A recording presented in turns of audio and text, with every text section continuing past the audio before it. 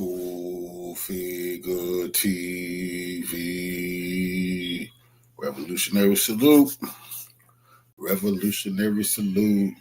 Like, share, subscribe. Welcome to the House of Revolution.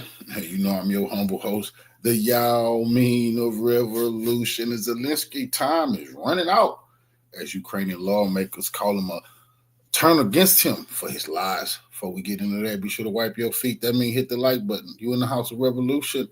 Like, share, subscribe, support the platform, y'all. As I told y'all, it's all falling apart. It's crumbling. Zelensky probably is on a plane right now trying to get out of there. Let's get straight into the content. Salute.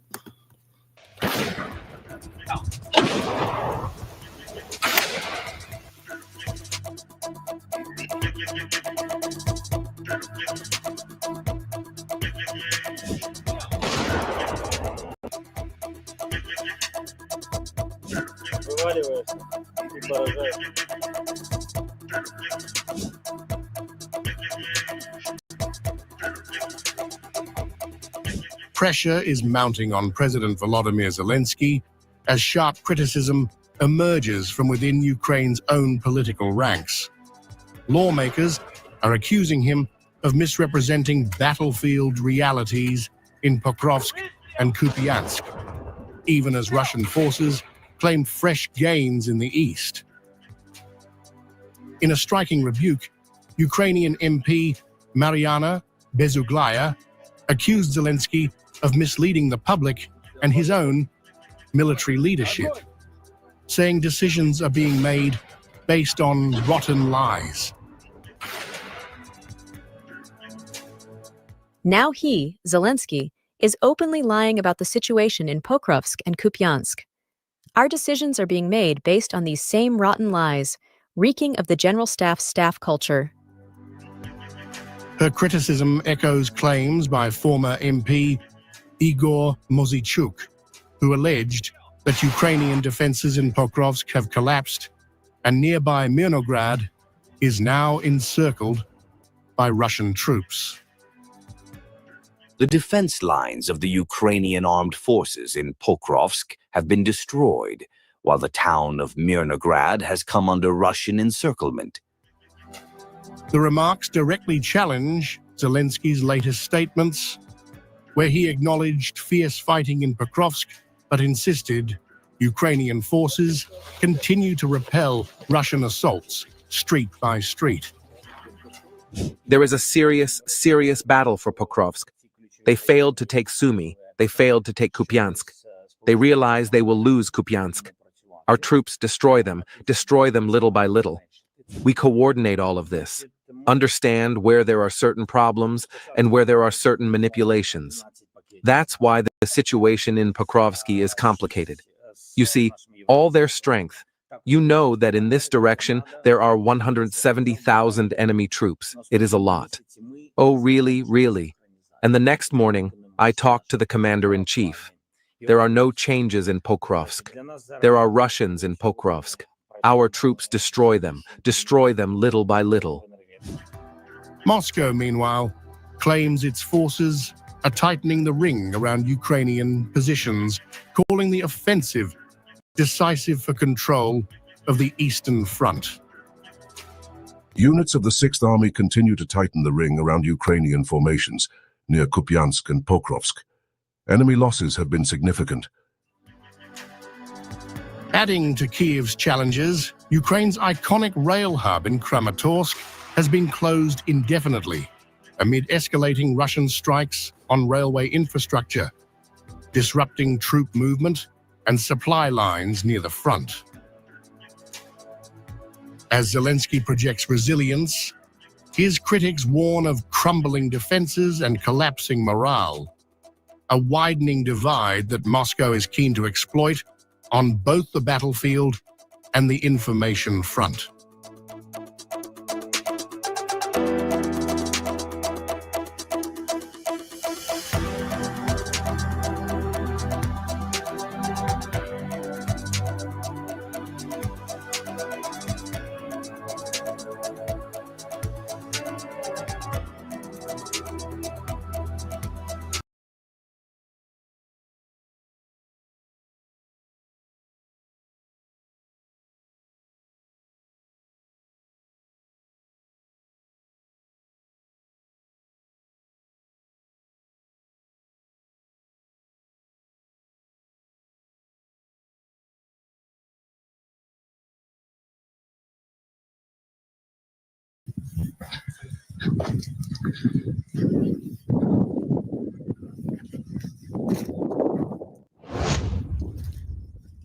AFU Commander-in-Chief, Sirski, told Zelensky that Pokrovsk is 95% lost, and there is no longer any point in defending the city, Ukrainian news channel Insider reported, citing sources in the Ukrainian General Staff and Zelensky's office. However, Zelensky has demanded that the fighting continue to prevent Russia from strengthening its negotiating position, and has decided to defend the Pokrovsk-Myrnorad agglomeration at all costs, using all available reserves.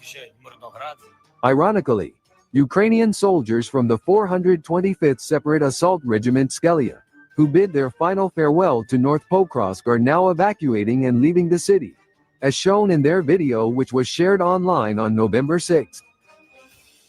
The Russian Defense Ministry responded that the Kyiv regime leadership does not understand the true situation in Pokrovsk.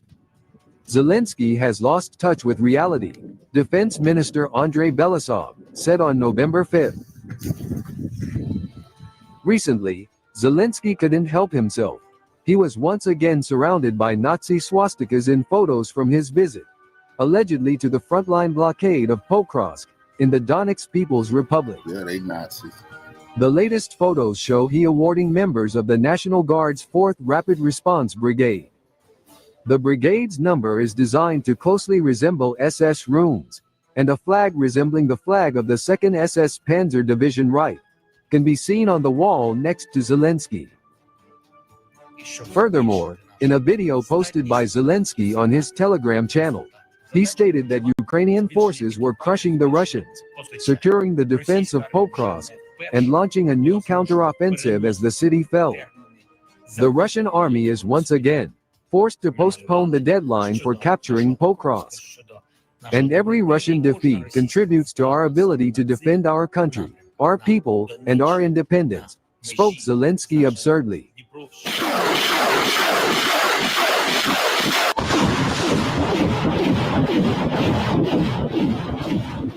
But Ukraine is incapable of stopping Russia, and surrender would be reasonable.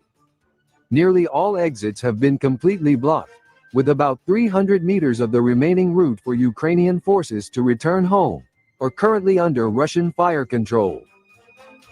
The Grad MLRS crews of the Center Group of Forces are seen launching a methodical and systematic attack on the encircled Ukrainian troops, still hiding in the forest belt near Pokrovsk.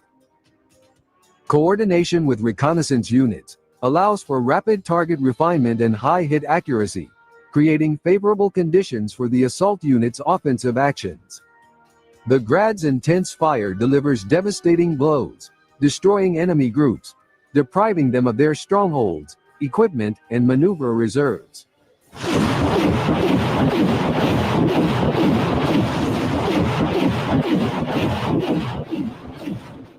On November 6, a new wave of groups of the armed forces of Ukraine, who are retreating under fire, continues to emerge, have begun surrendering to Russian troops advancing on Pokrovsk, including Myrnograd.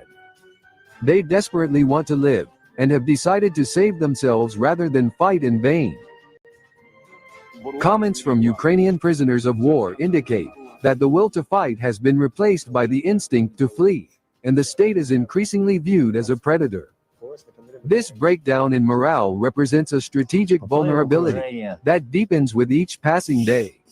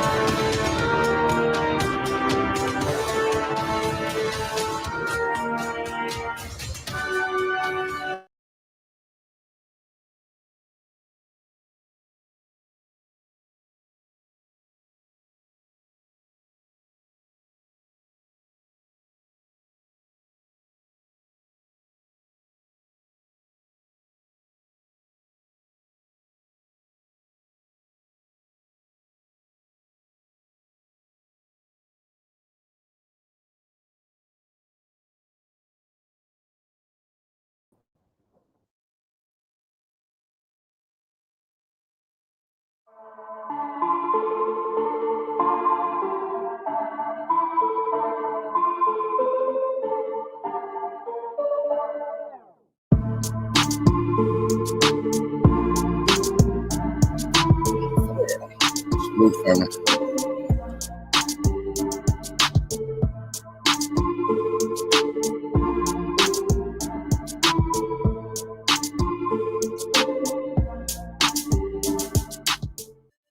The Ukrainian army's position continues to deteriorate rapidly in all key directions of the front.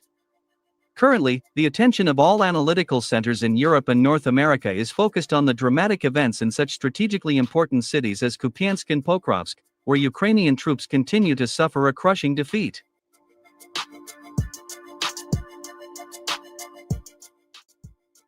At the same time, it is worth noting that despite all the attempts by Ukrainian propaganda to conceal the truth, experts and the public continue to receive truthful information thanks to war correspondents, who record everything that happens by spending a lot of time directly on the battlefield.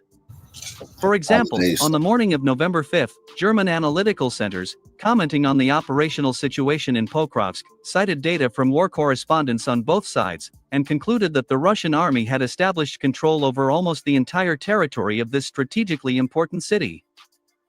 Furthermore, German experts also refuted the Ukrainian General Staff's claims that the Ukrainian Special Forces GRU allegedly managed to create the corridor to the northwest of Pokrovsk, through which all necessary assistance began to flow into the surrounded city. According to the Germans, Kiev's attempt to land troops near Pokrovsk was unsuccessful, and the existing corridor northwest of the city was formed by Russian troops, in order to effectively destroy those Ukrainian soldiers and officers who refused to lay down arms. Furthermore, German experts admitted that even though the Russian army can easily shut down this corridor, Moscow will never give such an order. The fact is that this corridor is a real bait that has already destroyed hundreds of Ukrainian soldiers and officers.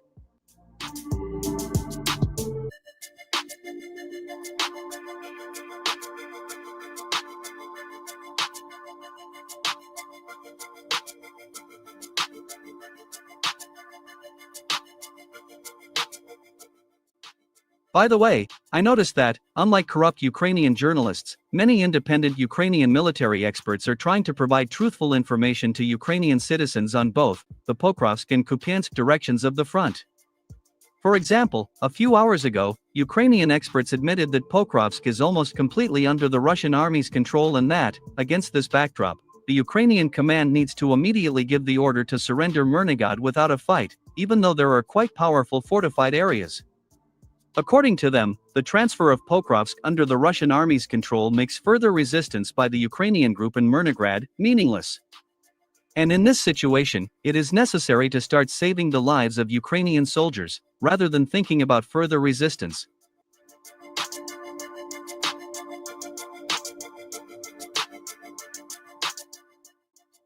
Well, my dear truth seekers, in principle, I completely agree with the statements of the Ukrainian experts. However, given the fact that Volodymyr Zelensky and his puppet General Sersky still refuse to order the withdrawal of Ukrainian units, claiming that the situation is allegedly under Kiev's control and that Russia's defeat is inevitable, we will most likely soon witness the complete destruction of the Ukrainian group not only in Pokrovsk, but also in Myrnograd.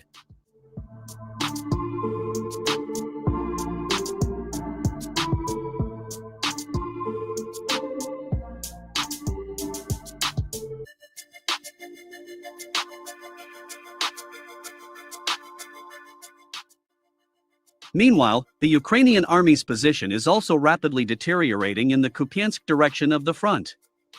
In particular, in the city of Kupiansk, the Russian assault troops of the 6th Army continue to destroy the encircled Ukrainian group, consisting of 6,000 soldiers and officers, who literally found themselves in a grip from all sides. Simultaneously with this, Russian units continue to advance in the center of Kupiansk.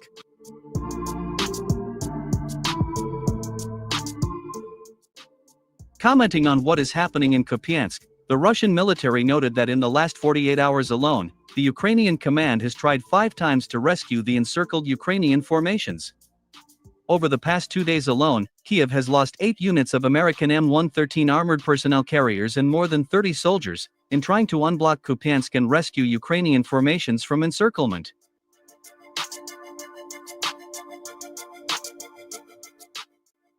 Furthermore, on the morning of November 5, Russian intelligence confirmed that the Ukrainian command is preparing another attempt to break through Russian positions and rescue Ukrainian formations trapped in Kupiansk. It is reported that for this purpose, the Ukrainian command has deployed 3 companies to the Kupiansk direction, consisting of former jailers. These are mostly former jailers from the 43rd and 25th zones of the strict regime in Kharkiv, as well as colonies of the general regime in Chernihiv and Poltava regions. It is reliably known that the Ukrainian command will use these jailers as cannon fodder to break through the Russian positions in Kupiansk, and further rescue the Ukrainian formations from the encirclement.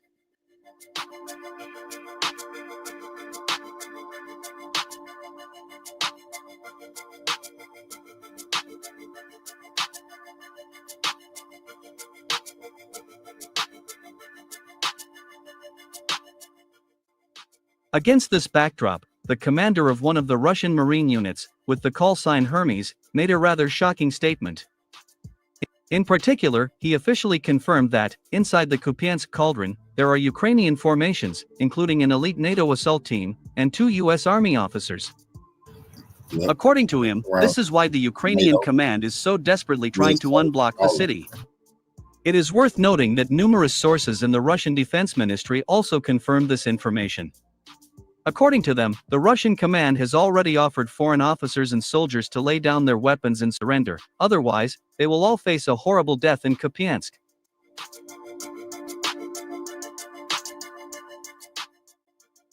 Meanwhile, on November 5, the head of the Kiev regime, Volodymyr Zelensky, made another absurd statement. In particular, this drug addict said in all seriousness that the Ukrainian army had defeated Russian troops in Kupiansk, and had begun to clean up the city. By the way, immediately after that, the Russian Defense Ministry officially stated that Zelensky had completely lost touch with reality, as Ukrainian generals constantly lied to him about the operational situation on the battlefield. Well, my friends, as you can see, history repeats itself. The German generals also continued to convince Hitler that everything was fine. They lied to Hitler even when the Russians were 40 kilometers from Berlin. Well, as you can see, everything that is happening indicates that Zelensky is likely to repeat the fate of Hitler.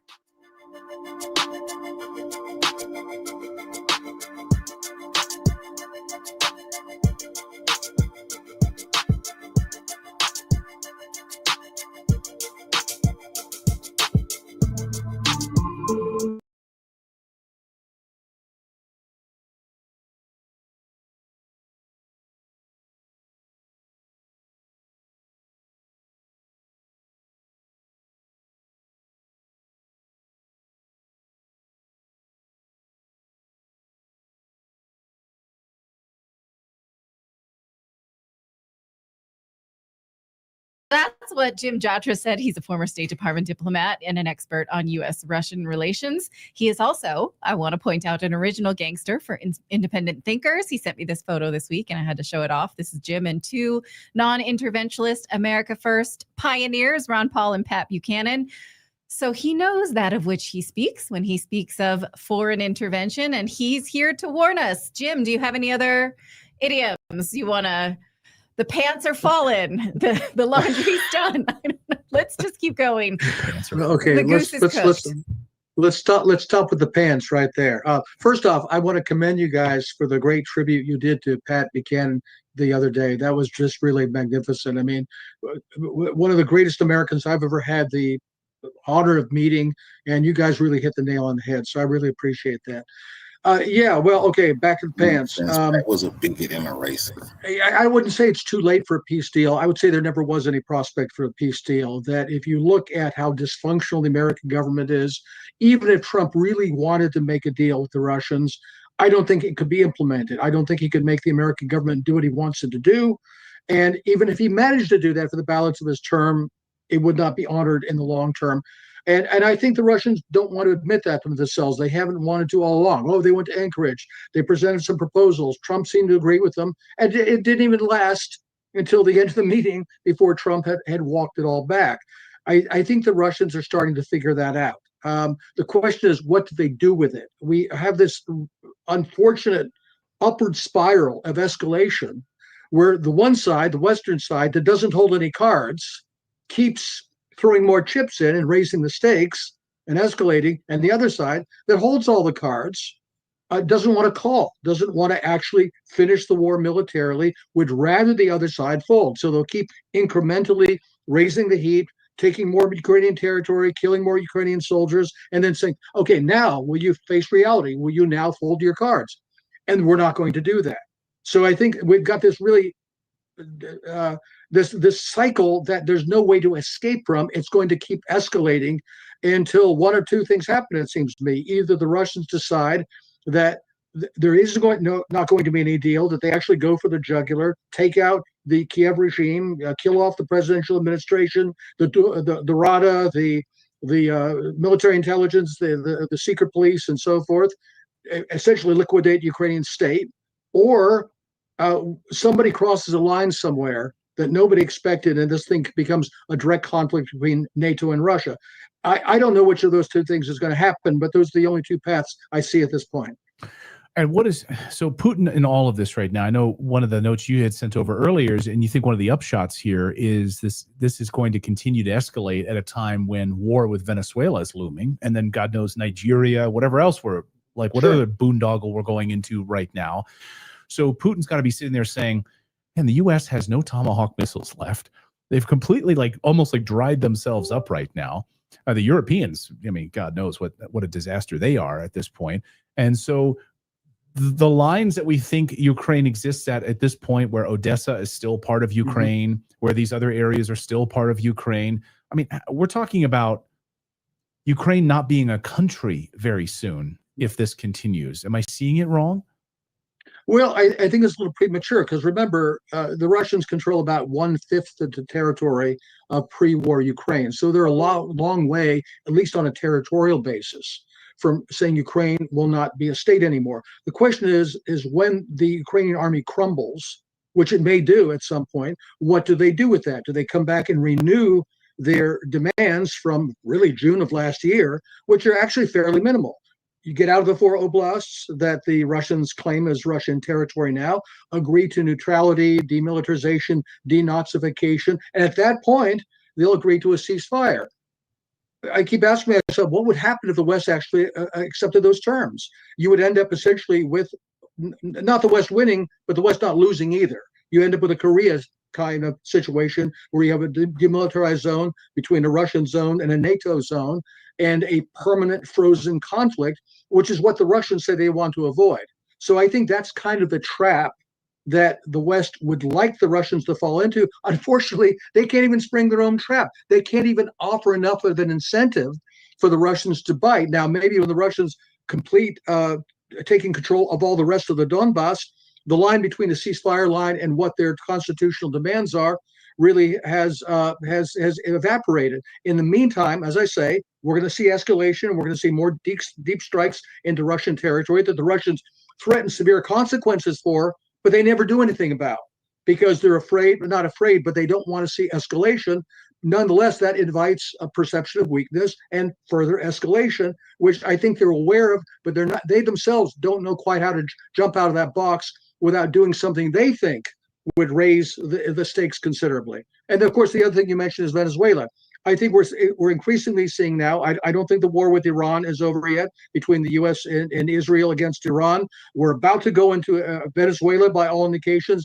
I think the separate theaters of what is essentially a conflict between the global American empire, the GAY as I call it, and the Eurasian bloc is increasingly becoming a single global conflict with several theaters that are starting to interconnect.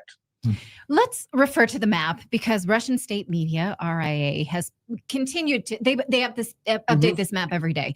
What we're looking at right now is the red part is what was formerly Eastern Ukraine and is now controlled by Russia. Those people voted there to join Russia. They asked Russia to come in. The dark gray line there is where Russia defines the end of the war. And we have been watching this for now 3 years, and we watch as that red just bleeds to the left. Do you think that Russia is going to hit the end of that dark gray line and stop? Do you think that they're good for it? Because there had been rumblings that they would continue to Odessa, and then Ukraine has really no Portland, they've taken all the mining of the precious metals, then what? So do we take this map at its word? Because I've been watching it for years. Yeah, that's the question, Natalie, because remember, the Russians have always said that the territorial question is not the most important one for them. Yes, the four oblasts that you point to are constitutionally, from Moscow's point of view, part of Russian territory, but their other demands are demilitarization, denazification, and permanent neutral status for Ukraine. How do they accomplish those things if their forces don't go beyond the gray area that you pointed to on the map? How do they enforce that if there's still a Ukrainian state that's outside of their control, that is essentially an ally of NATO? I don't see how they do that. Now, sometimes you hear people talking about binding treaty guarantees. What is the worth of a signature of the United States on a document these days? Right. Can you trust it to be honored? Right. Yeah, Look at the Minsk agreements. We go and not only that, we go and smack people in Qatar when we're busy negotiating with them. I mean, there's simply not only no trust I think on the part of the Russian side, but no reason to trust us that even if an agreement were made addressing these other points, it wouldn't be worth the paper it's written on. So I think that's the dilemma for the Russians. So I don't know what they will do once they get to that line. I guess one yes or no answer here, Jim, on this, because I got a follow up. Does Russia hold all the cards? Yeah, militarily they do. Yes. So if Russia holds all the cards, then what does Russia want? What does Russia want to end this thing? If they hold all the cards, what they want is the terms they've reiterated over and over again: demilitarization, denazification, neutrality, the four oblasts plus Crimea. The question is how can they secure that in a way that actually they can trust? And I don't think they know the answer to that. They would rather have an agreement. They want us to fold our cards. We're not going to do that. Let's remember, Clayton, at the beginning of this war, and really wasn't the beginning, let's say the beginning of this phase of the war, February 2022, the plan A was for the Russians to come in shock and awe, destroy the Ukrainian state, occupy all of Ukraine, and then we could bleed them white in kind of an Afghanistan-style scenario. That's obviously not what they planned. They plan to come in, they'll make a show of force. The other side will say, oh my goodness, I guess the Russians are serious. We better agree to their terms. Well, that didn't happen, and I don't think it's going to happen. So I think that's where the dilemma is for them. They may have to occupy a lot more of Ukraine, maybe all of Ukraine, in order to make sure that their other goals, not just the territorial ones, but the denazification, demilitarization, and so forth, are accepted. But they really, really don't want to do that.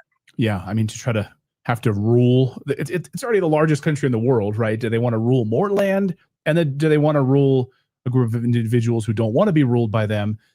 But how difficult is it to try to root out Nazis? I mean, they're so ensconced in that government. I don't know. Yeah, there's got to be some sort of agreement. I don't know how in the world you can rid them of it. It would be a formidable task. Honestly, Clayton, I don't think it's as bad as it might look on the outside. Let's remember, except for the far, far west of Ukraine, all of Ukraine was either part of the Soviet Union or before that part of the Russian Empire. And I've talked to people from all over Ukraine, and a lot of them are anything but nationalists. They basically will play the game. Well, the nationalists here, the Banderas are here, whatever they want. We just want a peaceful life. We'll agree with them. What happens when the Russian comes? Well, whatever the thing, same thing. Whatever they want, we'll go along with it. We just want to have a peaceful life. I think actually the prospect of an Afghanistan-like insurgency in Ukraine, if the Russians had to take far, far more than they're demanding, is a lot less than people think. But obviously it's a risk. Interesting. No, yeah. I think that's a great point. People just want to live a peaceful life. And you might have the Banderites and you might have these Nazis in there, but it might not be as bad as imagine the war's over. You're not going to be kidnapped to war. And also we have an economy where our grocery stores are full. So I don't know. That's a pretty good deal for Ukrainians at this point. And of course, the other alternative is the Russians take whatever they decide to take, and then they set up another Ukrainian state, a kind of a rump state, which is essentially a puppet state of Russia. It becomes like another Belarus, where it's closely tied to Russia. It's not truly an independent state, just like our allies are truly independent states. Sure. And that is the future of Ukraine at that point. That also may be quite workable. I don't know to what extent they have that in mind. Yeah. Thank you, Jim, for your patience, for coming on the show. It's always great to see you, to hear from you. Please come back soon. Thanks, Jim. Great to see you. Likewise. Thank you. Thank you so much.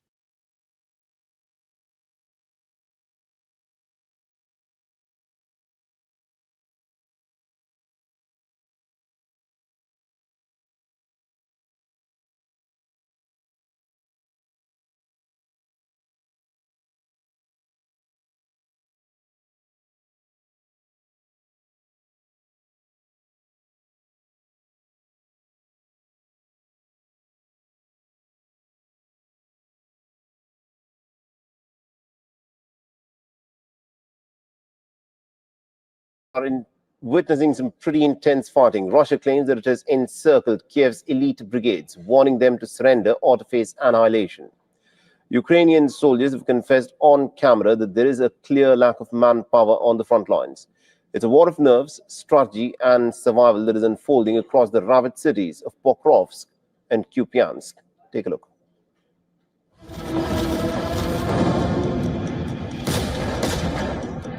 The battle-scarred plains of Donbass are on the brink again. Russia says Ukrainian forces trapped in Pokrovsk and Kupiansk have just two choices: lay down arms or perish. It's the most direct warning since the siege of Bakhmut, and Moscow insists that the noose is tightening. The message from Russian commanders is cold, clinical, echoing across battered fields and ruined towns. Lay down arms and live, resist and die. Ukraine is finished. Russian positions tighten relentlessly. Drones circle overhead, battering Ukrainian fortifications. Along muddy roads, columns of tanks punch deeper. Precision artillery rains down, slicing through shattered warehouses and empty apartment blocks. As buildings change hands in chaotic fighting in Ukraine's eastern stronghold of Pokrovsk, defending forces demand that more soldiers are needed to prevent the enemy infiltrating further. They accumulated assault groups. They are seeping through our infantry positions because, as I said before, there is a critical shortage of infantry. They seeped through and they entered. I'm telling you, 5 men are on the way, but only 1 makes it. So far, it's difficult, not critical yet, but it's difficult. It will be more difficult if there is a greater accumulation of Russian military personnel and if it drags on and turns into street battles in the winter. In Kiev, a wall of denial. Ukraine's defense ministry insists that troops are holding fast, that Russian lines aren't as strong as Moscow boasts. Ukrainian forces are also continuing to target deep inside Russia. In the latest attack, Kiev claims it launched a massive drone strike on Russia's southern city of Volgograd. Volgograd, more than 400 kilometers from the fighting in eastern Ukraine, is an industrial hub, home to gas and petroleum refining plants. Ukraine has stepped up its drone attacks deep behind the front lines, targeting Russia's energy sector. But fatal strikes so far from the border are still relatively rare. Bureau Report, WION, World is One.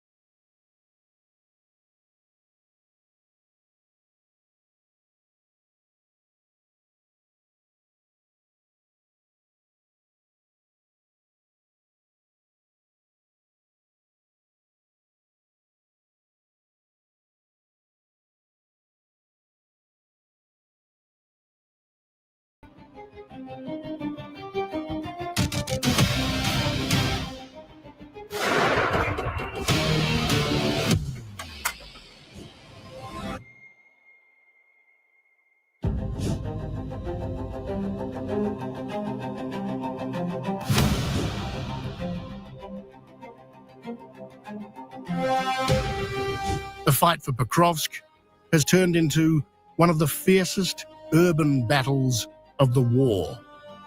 As Russia pushes deeper into eastern Ukraine, both armies are engaged in close-quarter combat drones, tanks and artillery, pounding the ruins of a city once home to 60,000 people.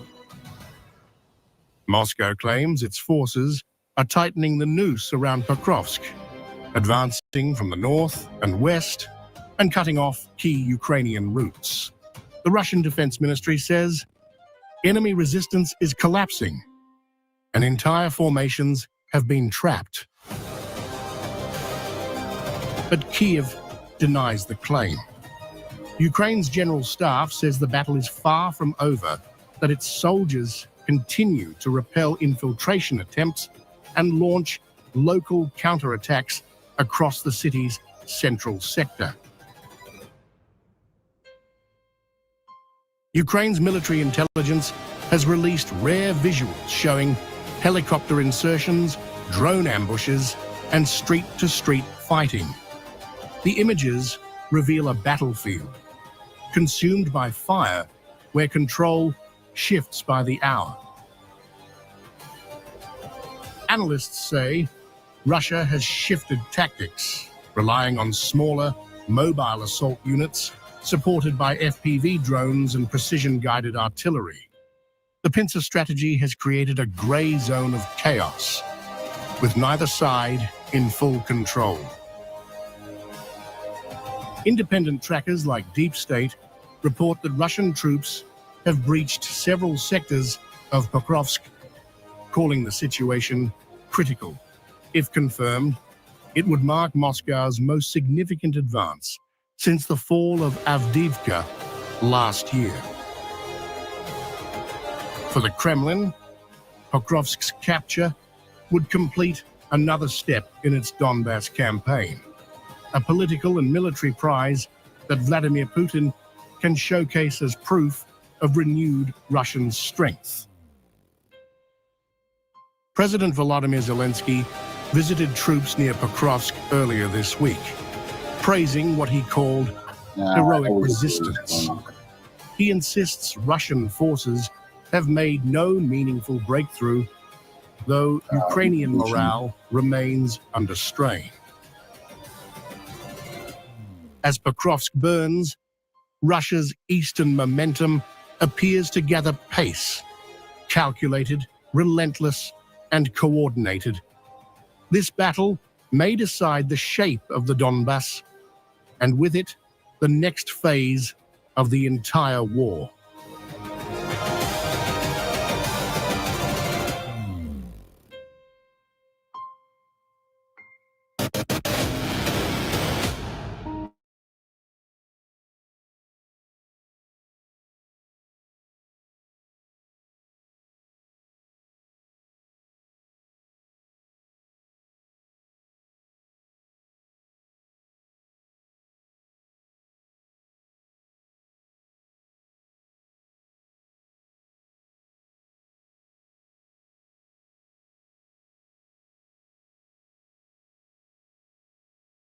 We are joined today by Lieutenant Colonel Daniel Davis, who is a 4-time combat veteran and host of the very popular Daniel Davis Deep Dive YouTube program. So thank you very much for coming back on.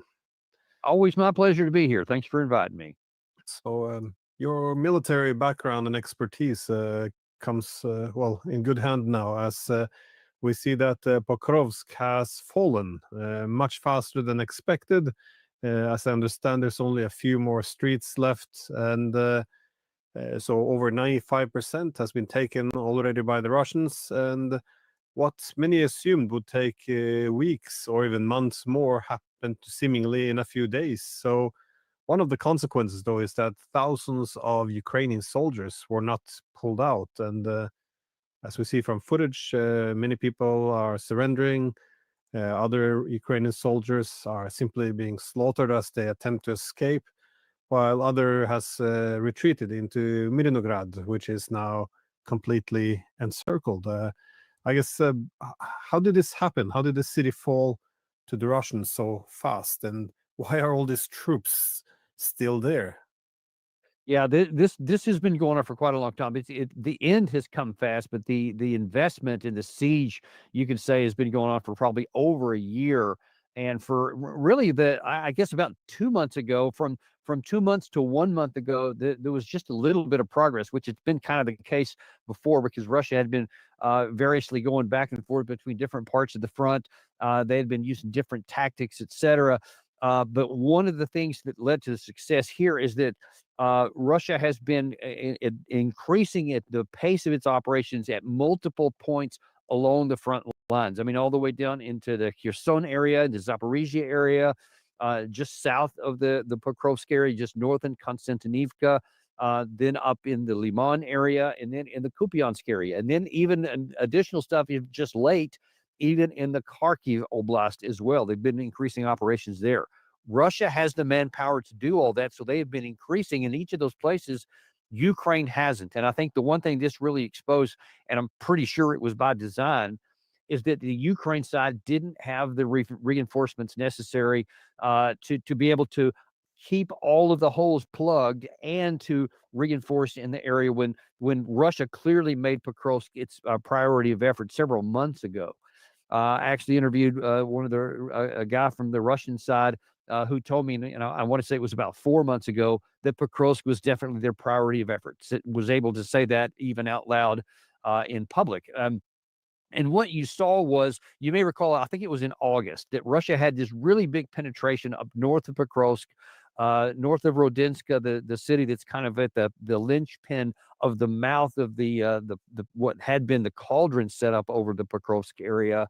And Ukraine rushed the last of its theater reserves into that area to check that penetration, because there was some concern at the time, which I had, that Russia may use that penetration to actually use more exploitation forces and to just penetrate into the rear. Ukraine obviously thought that same thing, and that they sent what was their last theater level reserves, the Azov Corps, to check that penetration. And then they had been trying to cut that penetration off and push it back to where it was. Well, in so focusing on there, what they didn't do was focus on the Pokrovsk area, because they didn't have the troops. Russia did have the troops there, and so they started accelerating their movement into the Pokrovsk area at the same time of those other ones that I mentioned, so that Ukraine couldn't pull a fire brigade away from a slower portion of the front to man that hole. So they only had one place to use it, and that was north of the Pokrovsk area, north of Rodinska. And they'd had some limited tactical success there, that's true, but they don't have the manpower to even complete that one right there. And now then you see that has come at the expense of the virtual total loss of Pokrovsk. And as you pointed out, from that Rodinska area, and now from the south in Pokrovsk, they have actually met up, and they have now closed the gap. And so now the troops in Mirnograd, and then in the southern part, there's some forested areas there south of Mirnograd. Those are now completely surrounded. So Russia is able to increase the pace of its aerial assault. The drone strikes have continued on. I've seen some reports here just earlier today that the drone saturation is just off the charts. Russia's not having to use its manpower. They're not having to do these claimed meat wave assaults that they really probably never did, at least not in the last couple of years anyway. But now that they're using their troops even less and leading with a lot more firepower because they have it, and that is just pummeling the Ukraine side. And now that they're cut off, they don't have any reinforcements to come in. They can't get medical support out.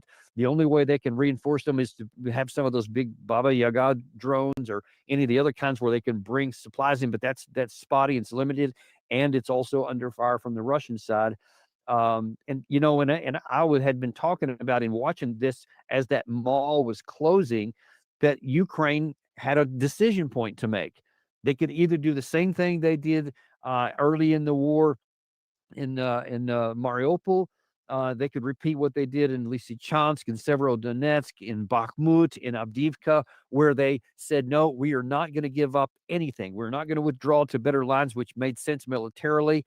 And just kind of as a side, there was the option in almost all of those places I just mentioned, to where you could have, once it became untenable and the Russians had gotten into a certain area, especially in the outskirts of the town, you could have withdrawn under fire and in order to a previously prepared defensive positions, from which then you could make it a lot more expensive on the Russians to make any more incursions forward. The worst thing you can do is to stay in those positions, because now that it's easier for the Russian offensive guys to make their penetrations, because they can use the buildings themselves as cover to get right up on top of you, which is exactly what happened. And by refusing to withdraw from all those other places, and you have to add Kursk into that, Ukraine then sacrificed tens of thousands of troops and lost the territory too. So they gave up the military advantage they could have had by doing it right, and they lost the troops. So it's the worst of all possibilities. Heading into Pokrovsk, I said, you've got a capability to do that here and in Kupiansk in the north. And if you don't withdraw their troops while you have the chance, then you're going to lose the town and you're going to lose the troops. And now it appears that they have lost that chance, and that's the only one they got left now is to try to escape from Kupiansk, because now then there's just no path out for the Ukraine side. So now then they're being killed in large numbers, even trying to get out, and there's nothing to hold on. There's no value whatsoever in hanging on to Mirnograd if you can't get troops in or medical supports out. So it's the worst of all options, and the Ukraine side has just really ruined its own opportunities here. Yeah, it's some gruesome photos that are coming out. Not just the people the soldiers from Mirnograd trying to escape the pocket, which are being, well, I guess killed on the way, trying to leave, but also I guess the predictable efforts to unblock the encirclement of these troops. They had to cross fields more or less, and the Russians, saw this coming. So even the unblocking forces took huge casualties as well. And even though they didn't achieve their stated objective, but on the manpower issue, it seems the drone warfare changed some of the dynamics, because it seems the more troops you have now, often in one team, the easier it is to be discovered. So you saw these groups and 2 or 3 Russian soldiers penetrating these different gaps in the Ukrainian defenses. And again, it happened so fast. But how do you make sense of some of these statements coming out, or why for example, Zelensky, he made some very bold statements that only a few Russians were in Pokrovsk, even as the entire city has now been taken, and Ukraine is still in control. I mean, this is some pretty wild stuff, but the media seems to be playing along. It's how do you make sense of this? Well, the Western media seems to be playing along, because that's just what they reflexively do. They just are unwilling to acknowledge what's actually happening on the ground, even though the numbers are playing out there. And Zelensky is just saying, "Oh, well, there's not that many troops in there." I think he said 60 were in Kupiansk, which is even more absurd. And we'll see probably that operation accelerate now as well here in the coming weeks. But that's what Russia has gone forward, because they're leading with firepower, and they're leading with drones, they're leading with FAB bombs, they're leading with missiles. They're still continuing with the artillery, which is still its part. They're using fire control from direct fire systems like tank fire, etc. They have all the categories that they need, and so they don't need. It would be foolish to lead with large numbers of troops. That's just how this war has played out. And anyone who uses large numbers on any side of this fight will have large casualties if they do. But if you have these small groups, and that was one of the reports that I saw about 2 or 3 weeks ago from the Ukraine side, that they were, I don't know if you were complaining about it, but they were acknowledging that there's just so many of these small 2 and 3 man Russian forces that they move into certain parts of the town. So now that if you bring, a lot of concentrated fire to bear, all you're going to get is a couple of guys, and you've used a lot of ammunition.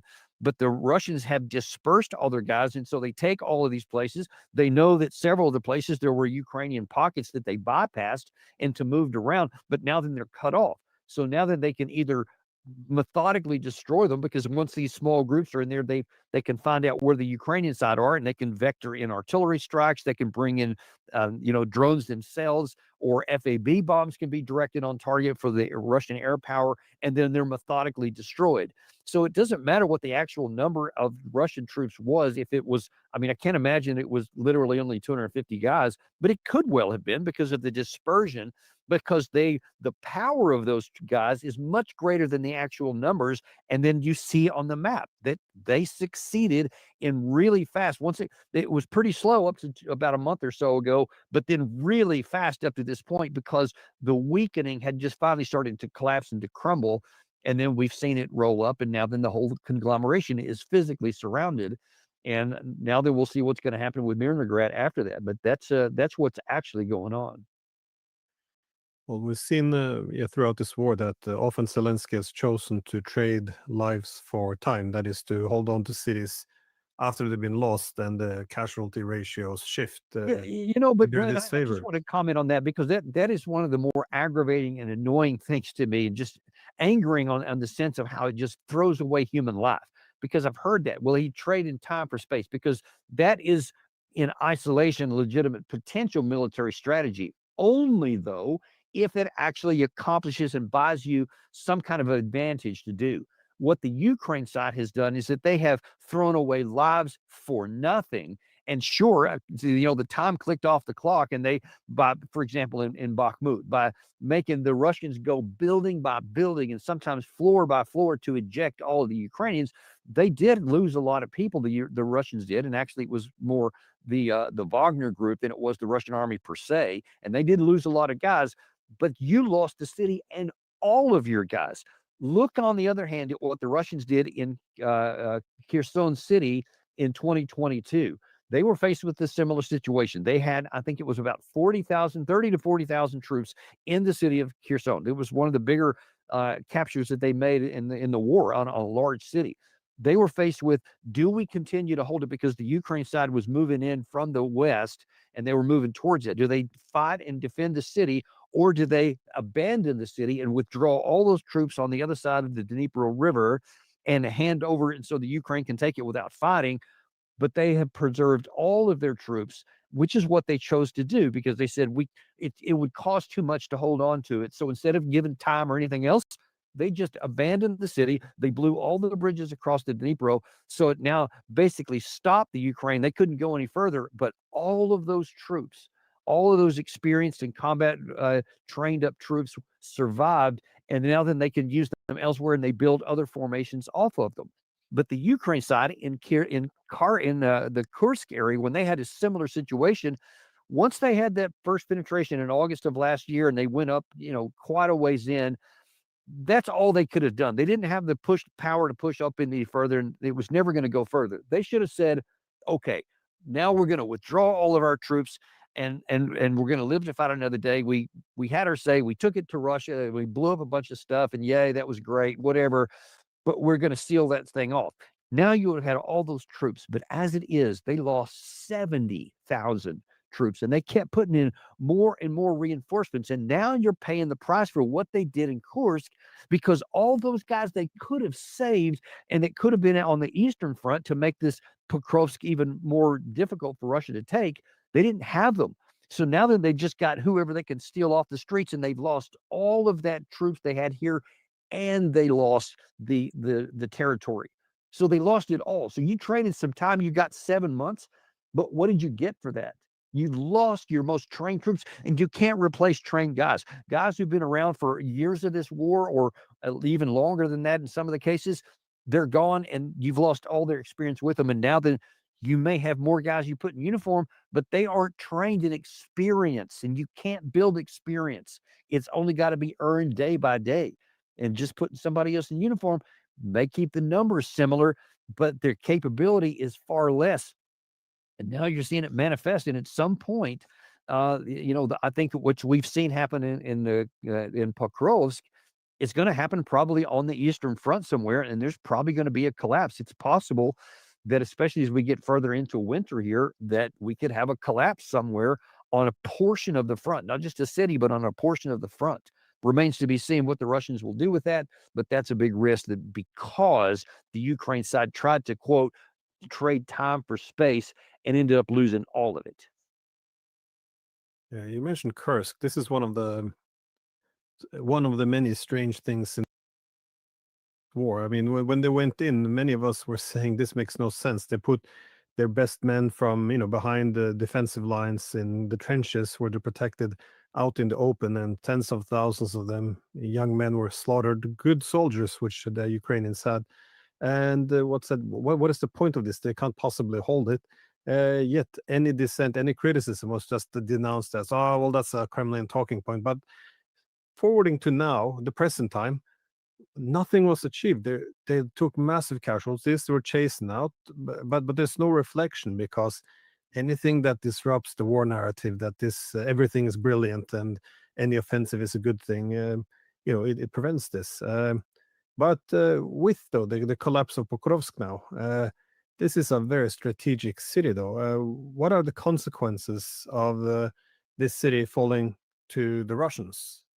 Well, I mean, it's a double-edged sword, and both edges are against the Ukraine side, because it is a tremendous morale destroyer for the Ukraine side, because their troops now see again that their command does not prioritize their lives. And instead of giving the order, when I was talking about when that mall was closing and it was still open, you could have gotten those guys out. They could have been brought to safety, lived to fight another day from stronger defensive positions where they could have imposed a higher cost on the Russians to advance. But instead, whether it's Sersky or Zelensky or the other commanders, they did not prioritize their lives. And now that they have allowed them to die in place, and there's some number of thousands of them that are completely behind enemy lines and surrounded now, and will either be captured and sent to POW camps, or they'll be killed in place. And so just imagine if you're let's say you're in Kupiansk, and say you're in some of those other areas up there, or in the Volchansk, up in the Kharkiv area. You're like, well, what's going to happen if I get surrounded? My own people are going to allow me to just die in place for nothing.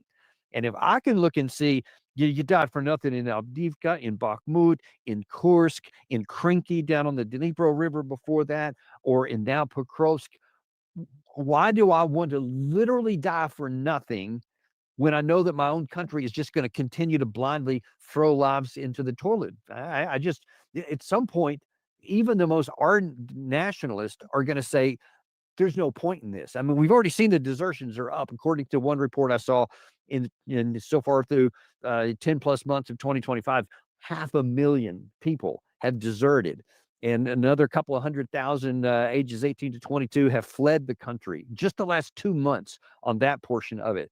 And you can see at some point people are going to look around and go, I'm just going to join that group here. This is suicide to stay here, and nobody wants to commit suicide.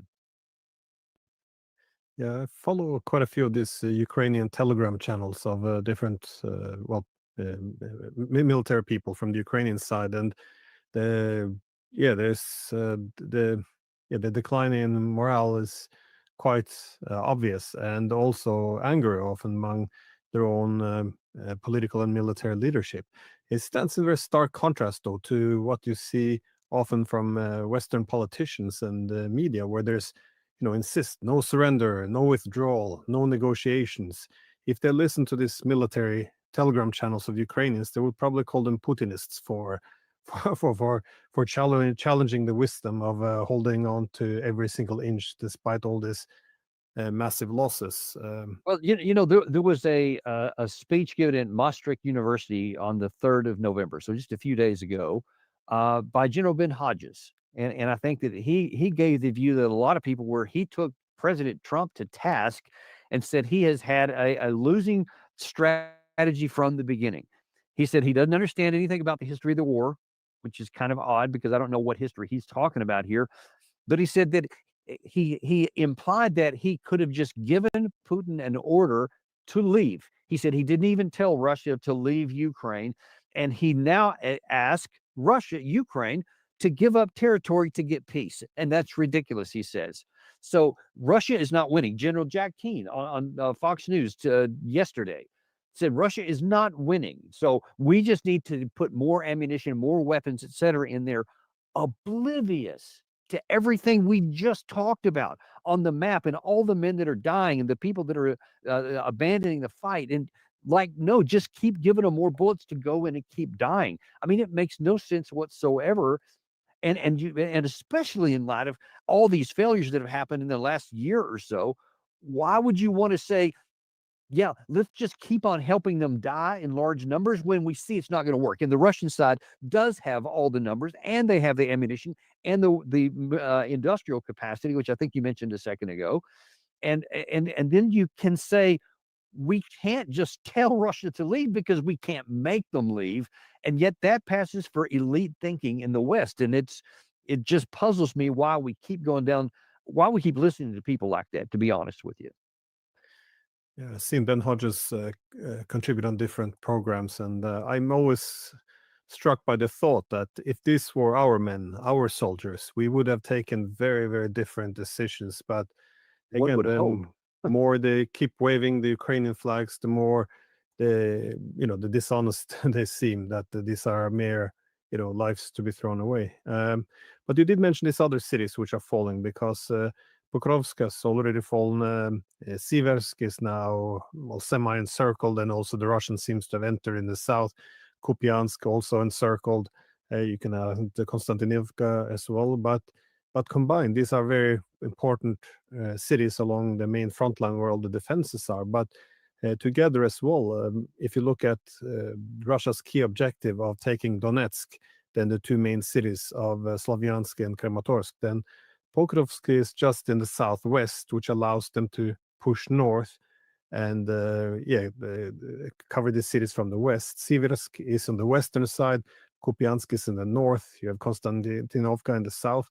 If they take all the cities which are now being entered or encircled, all of them, these two huge cities of Slavyansk and Kramatorsk could be encircled. I wouldn't say easy. It will take a while and, of course, both blood and time. But that being said, do you see this intensifying, a wider collapse in Ukraine? Because even if it wasn't that strategic, which it's very strategic, but even if it wasn't, the loss of all this manpower, it makes the next battle so much more difficult. Right. And see that's why I specifically mentioned how this one of Pokrovsk played out, because you saw that Ukraine already used its last strategic theater reserves to try and to unblock that area in the northern part, north of Pokrovsk, which they didn't succeed at doing. And because they did that, they didn't have the troops down in the Kherson region. They didn't have it in the region just south of Pokrovsk, and they didn't have it in the city itself. So they had to pick and choose, and they lost here. And because all these other fights that you just mentioned there in Liman, in also Seversk, and then in Kupiansk, because those are also simultaneously going on, the Ukraine just doesn't have enough manpower to be able to fight effectively in all of them. So they're starting to lose in virtually all of them, and especially where Russia focuses, puts a priority of effort, they're able to take that. So once they've completed the Pokrovsk and the Mirnograd circle, but once that's taken care of, then all of those troops now can be applied elsewhere, and something else will move to the priority. Maybe Kramatorsk and Slavyansk, as you just mentioned there. And the problem is that now then Ukraine has even less troops. I mean, they could, all total, it'll probably be a total of about 10,000 lost in this one pocket by itself. And I'm not sure how many are in Kupiansk, but a pretty solid number on top of that. Now then you have even less troops to go in to defend those two borders and those other two towns. And the bottom line is, at some point, it's just math. You're going to run out of troops and you're not going to be able to cover the front. Russia can. And at some point, you're just going to have a collapse at the front. There's just not enough men. And it's just inevitable. I don't know. It could literally be a year from now before that happens. I don't know. It could also be a month from now. It could happen before Christmas. But it is inevitable that it's going to happen. And the longer we go on pretending that mathematics don't apply and that you can continue to just have people slaughtered and there's never going to be a break, is just rolling the dice for no value whatsoever, because it's going to happen at some point, Glenn. And whatever deal the Russians have, if we think they're harsh terms now, and I would fall in that category who thinks that terms are harsh, but they will only become much, much worse, I guess, once the strategic advantage increases on the Russian side. Just a quick last question, though. As we're now moving towards this more and more desperate situation for NATO and Zelensky, do you think there's any risk or chance that Europeans especially might, but of course Trump as well, might escalate in some way in an effort to rescue the situation? Because it seems a dangerous thing to do, because the Russians seems to have run out of patience and desperate to restore their deterrence. So there seems to be a dangerous dynamic here building up. Yeah, I perceive that that's one of the reasons why Russia chose now to test its Burevestnik missile, what it claims is this nuclear-powered, nuclear-tipped cruise missile. Why it chose now to do the Poseidon missile, etc., reinforcing that they have the Sarmat, is specifically saying it by name and talking about the Oreshnik and how they're operational now, etc. I think to say, don't test us. You have Mark Rutte earlier today in Romania was talking about we are definitely going to defend every inch of NATO territory. And if anything happens, we'll have fleets of F-35s come flying in and all these battle tanks and everything like that. And Russia's listening to that and they're going, I wouldn't do that. And by the way, we're building up our forces too. And the way that they're doing now with their reserves and their recruitment folks that they bring in, and their conscripts, et cetera, they've changed the way they're doing it. So now they're building up about 3 million reserves that could be called upon on short notice. They're building up their reserves of all of these categories of drones, whether the Garans, the missiles, the artillery shells, refurbished tanks, other armored personnel carriers. Most of those are going into storage that they're rebuilding because they're not using as many on the front lines now because they don't need to, because I think they're telling everybody, whether it's operational or strategic, we are superior militarily, and if you test us, it won't go well. And so don't test us. And instead, let's end this war. And let's get back to looking for security for everybody. Russia still is saying that. And I want to reemphasize something that you just said a minute ago, because it's really important.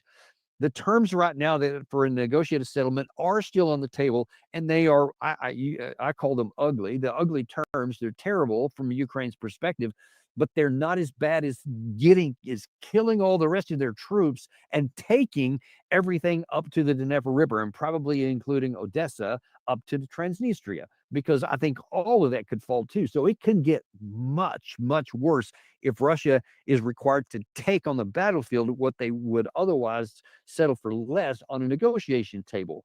And I think Russia is saying, look at what we're doing and look at what we have done and look at how this side is crumbling. Don't press a bad situation further.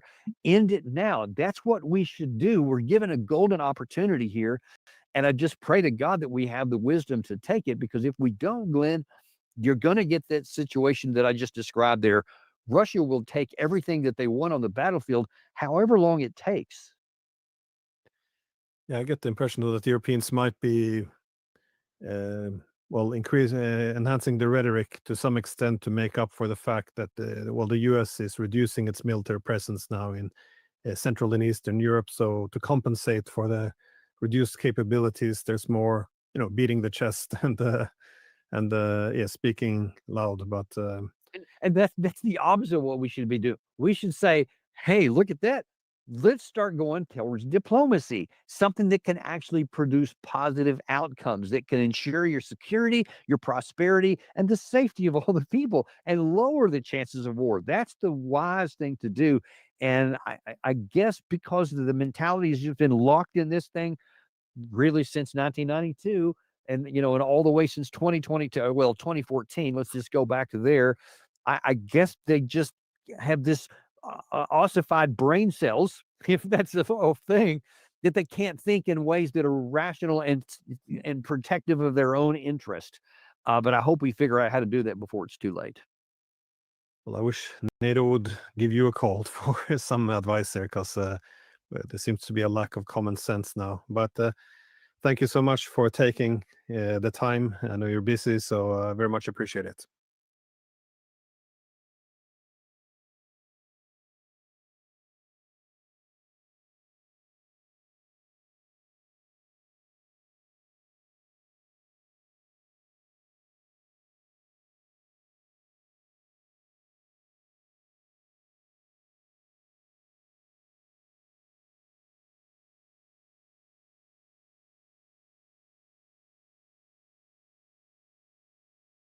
It shows that 75% of the people below 30 years old, they voted for him, which is huge in my opinion for a city like New York City.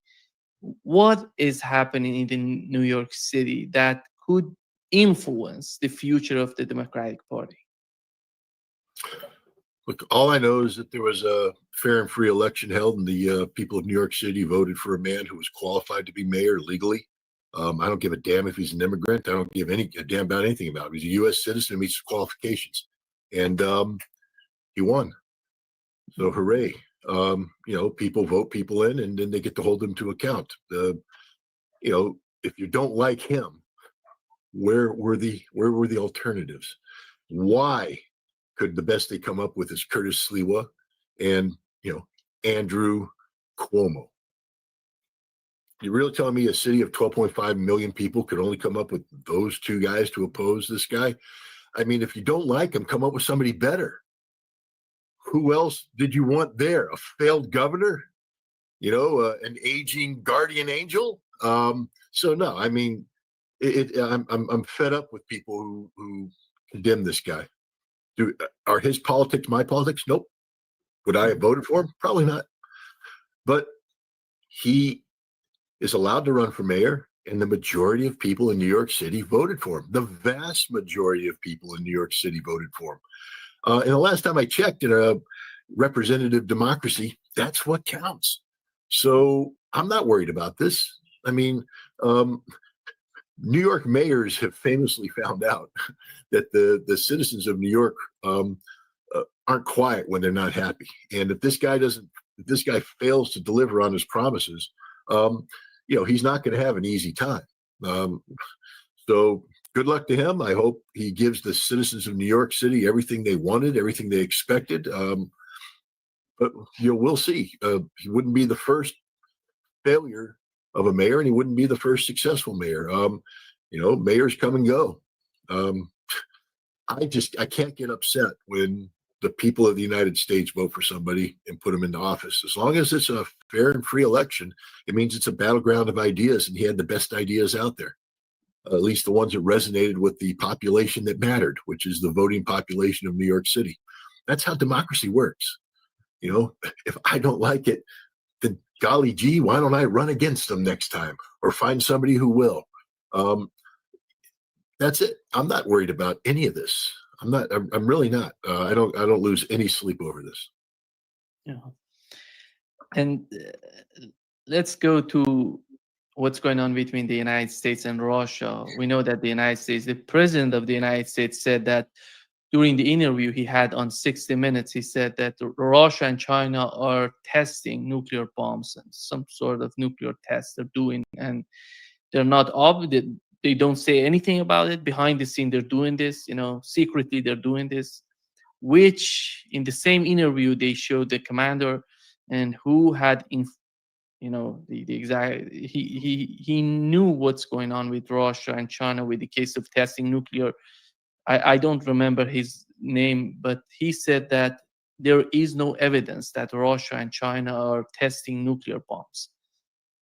And today, Vladimir Putin has responded to Donald Trump's nuclear rhetoric, calling it a serious issue. He instructed Russia's Security Council and defense agencies to analyze U.S. statements and prepare proposals on possible nuclear test readiness. What's going on, Scott? I think you are one of the, very qualified characters or person to talk about these issues when it comes to the armed control, nuclear bombs, and nuclear issues. What's your take on that? My take is that the United States of America is governed by one of the dumbest men in the world, who doesn't understand the power of words. And before he speaks on topics such as this, he should probably get better briefed. This is a man who was told that the Russians had carried out 2 nuclear tests, one of the Burevestnik nuclear-powered cruise missile and the other of the Poseidon nuclear-powered underwater drone. Both of these are, nuclear capable, meaning they can carry nuclear warheads. But the tests were of the nuclear propulsion systems. And so, he somehow in his brain decided that he was going to call these nuclear weapons tests. No, they're tests of nuclear delivery vehicles that happen to be nuclear powered. Maybe that's just too many nuclears for Trump's brain to handle. But the bottom line is, he spoke out and said, they're doing tests, so I'm going to order tests. Now, here's the important part. He said, I'm going to order the Secretary of War, that would be Pete Hegseth, to carry out a nuclear weapons test similar to what was done. And everybody freaked out and thought, oh my God, that means the United States is going to go and violate the Comprehensive Test Ban Treaty and start testing, actual nuclear warheads. And yet today, the Secretary of War carried out his instructions. They tested a Minuteman III missile without a warhead. They tested the delivery system, very similar to what the tests that were done by, but we do this all the time. This isn't the first Minuteman III test this year. We've tested a whole range of Trident D5s, delivery systems, and it should not raise anybody's eyebrows. It shouldn't get anybody's pulse up. But then he turns around and he says things like, we know the Russians are testing in secret. We know the Chinese are testing in secret. Well, the secrecy are the tests of their missiles. Of course, they're secret. I mean, Russia's like a broadcast that, hey, today we're going to flight test at Burevestnik, although apparently a NATO ship was monitoring the test and the Russians didn't do anything to disguise it. But your words matter. And so now you're the Russians and you have to be pragmatic. You have to say, is this guy just stupid? The answer, of course, is an unqualified yes. But you can't run your policy based upon, we're just interpreting his words as stupidity. His words could also be interpreted to be that the United States believes that Russia and China are carrying out secret nuclear weapons tests, and therefore the United States must be prepared to carry out tests of its own. But if that's the case, then it isn't the Secretary of War that's going to handle that. It'll be a completely different American agency responsible for the upkeep of nuclear weapons, and the Department of Energy. And there's no evidence that we are getting ready to do a nuclear test, and there's no evidence that the Russians or the Chinese have been doing or getting ready. All countries do what are known as subcritical testing. That is, we test the nuclear device model in a manner that tests everything except the actual fission event. We don't get that fission event, and then we extrapolate based upon data whether or not the weapon would work, etc. Everybody does that, and that is in compliance with the Comprehensive Test Ban Treaty. But now the Russians are listening to the president's word. You see, the Russian president told his foreign ministry and intelligence services and defense department to assess what the president's saying. Hey, guys, if you're watching this show, I just told you what I think it is. Don't panic. This is just Trump being Trump. Sorry about that. But, the other thing people need to understand is that the United States Congress is funded every year the Department of Energy to be prepared to resume nuclear testing on short notice if needed. And there's a lot of pressure here in the United States for the U.S. government to withdraw from the Comprehensive Test Ban Treaty and begin testing of nuclear weapons designs. Our bombs are old designs, and many of these bombs have to be all the bombs eventually have to be maintained over time. They're not just the plutonium pits which have to be reworked and upgraded over time, but there's also other nuclear isotopes that are involved in this that lose potency over time, and certain gases have to be reinserted in certain quantities. A weapon has to be maintained, and if you want a nuclear deterrent system, you have to be assured that the weapons will work as designed, or else, because if you're not assured, the enemy's not going to be assured. And if they think your weapons aren't going to work, you lose that edge. And so there are many people saying, look, our weapons are so old, we need to do some testing, limited testing, just to confirm that what we're doing works, the weapons worked as designed. Maybe we have some new weapons that we'd like to test, the W76-2 low yield nuclear warhead. We'd like to test that to confirm that works as advertised. But so far, the treaty is held. Our commitment to no nuclear testing stands, and I believe it stands to this day. I don't believe the president has given any direction to anybody involved in actual nuclear weapons testing to begin to prepare for a nuclear weapons test. He simply, because he's dumber than dirt, he uses words that have meanings that he doesn't mean to impart. That's what I think is going on here. Scott, how did we get here? You remember we talked about Tulsi Gabbard. It seems to me that she's isolated within the Trump administration. Nobody cares about what she's talking about. Any issue, domestic issue, foreign issue. What is that, in your opinion?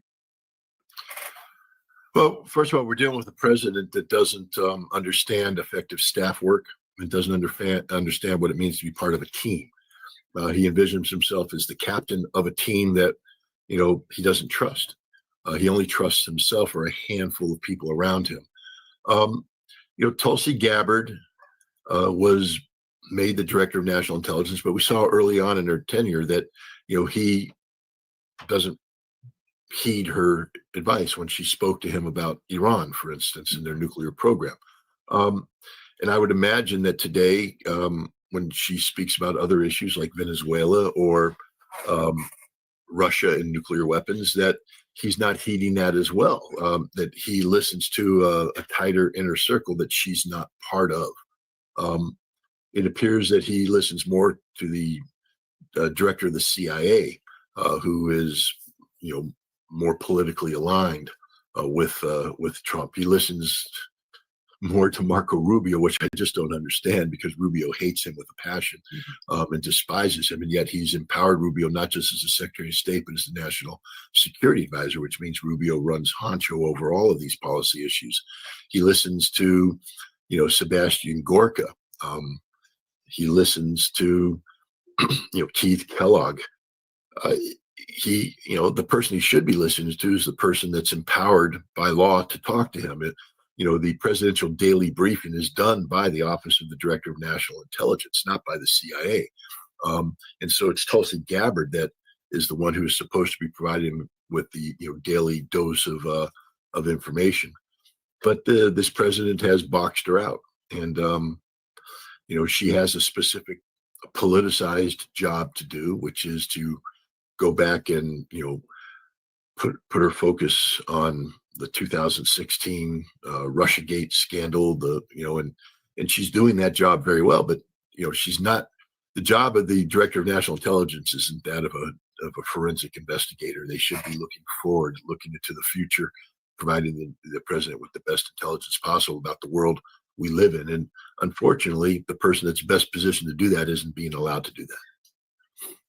Yeah, you mentioned the situation within the administration, but outside the administration, he's attacking Rand Paul as well, which was one of the few Republicans defending him during the Russiagate. And right now he feels somehow threatened by what Rand Paul is talking about. Is that a serious issue with Donald Trump? Do you think, how do you see that? How do you see these people who, somehow attacking Thomas Massey, Rand Paul, the people who doesn't agree on some issues with him, not totally, but he doesn't, he's not patient in his way of treating them, of dealing with them. Welcome to the cult of personality, because that's what we have. We don't have a functioning democracy. We don't have an institution that respects diverse opinions and respects the process of debate, dialogue, and discussion that normally is supposed to take place as complicated policies are put together. This is how you get a bipartisan consensus on things, so that as policy can go forward, you have support on both sides of the aisle. This is a winner-take-all approach by a man who views himself as a literal king. He doesn't view himself as the president of the United States. He views himself as the dictator of the United States. And it's a cult of personality. It's literally what Donald wants, Donald gets. I mean, when was the last time you saw an American president gather all people around, put their hands out as if he is the conduit to God, praying to God through him? In America, where state religion is verboten, and yet he's posturing himself as if he is the conduit to God for so many. This is dangerous. I mean, this is really, really dangerous. It's dysfunctional in terms of actual democracy. It's dysfunctional in terms of how this constitutional republic is designed to work. It's three separate but equal branches of government. And yet what Donald Trump is doing is bullying both the judiciary and the legislative branch into falling in line. He said if people go against him, he's going to ruin them. He's talking about Republican senators. I mean, this is very, very dangerous times that we live in, because we are governed by a man who appears not to recognize constitutional limits and appears to be prepared to put all the power that does in fact accrue to him to use it in any way he sees fit. The Constitution be damned. Yeah.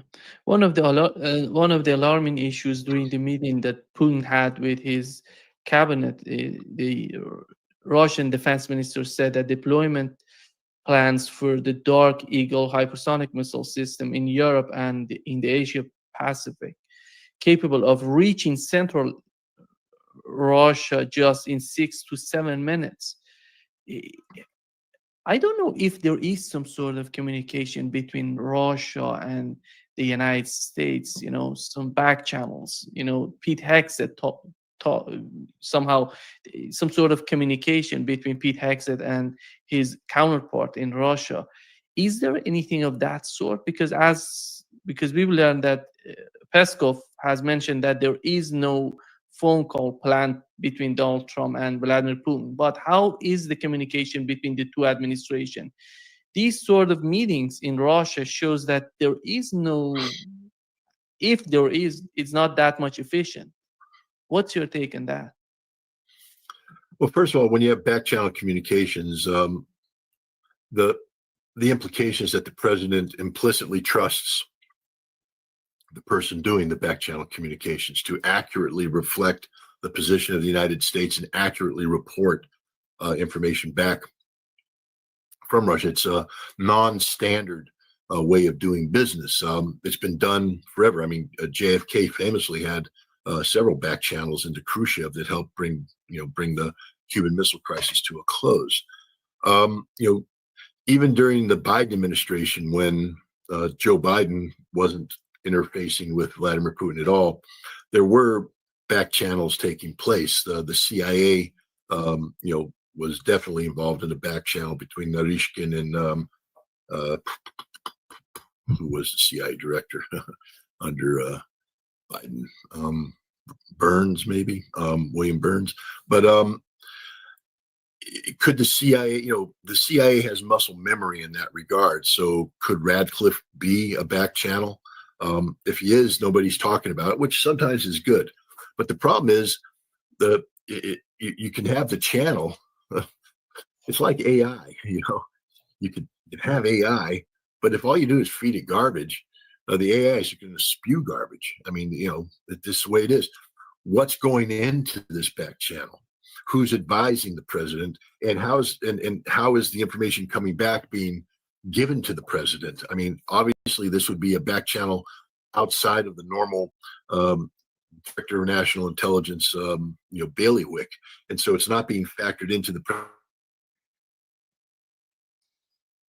Yeah, it seems something has happened with Scott's There we connection. go. Yeah, I think you're back. You're back. Go ahead. Yep. The FBI hasn't jammed me fully this time, but we'll give them a minute. The point is, what filter is there?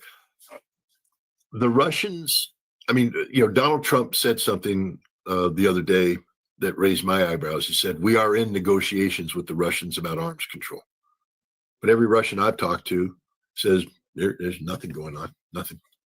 I mean, so is there a back channel where it's being whispered? But then who backstops them? The arms control network here in the United States is gone, finished, dissolved. There is no dedicated Bureau of Arms Control.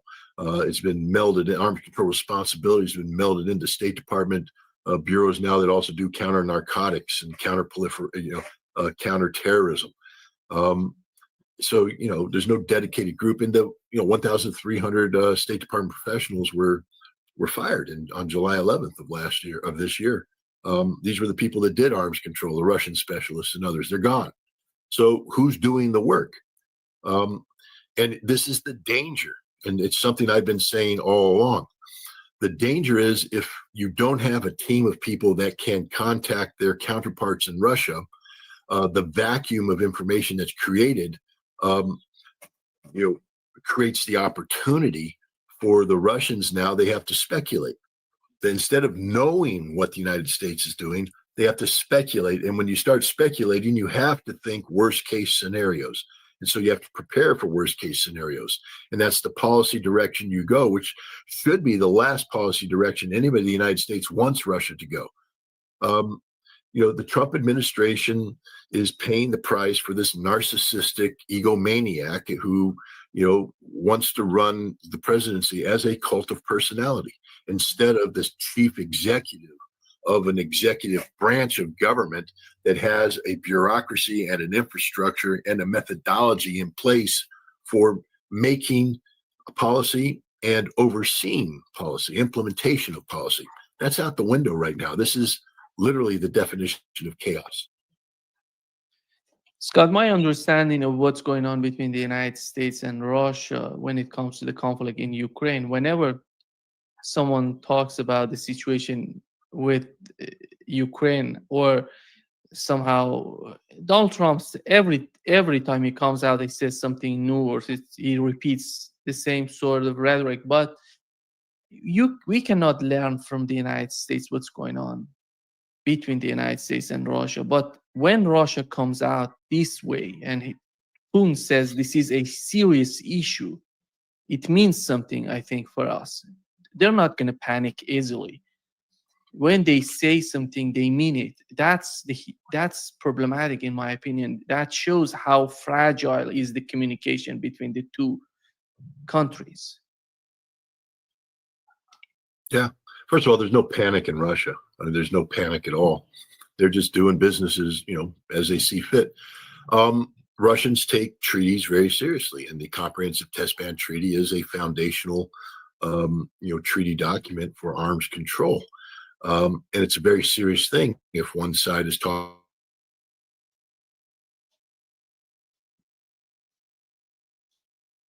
Yeah. We've lost you, Scott. Can you hear me? Yeah, you're back. Yeah, I'm back. Yeah.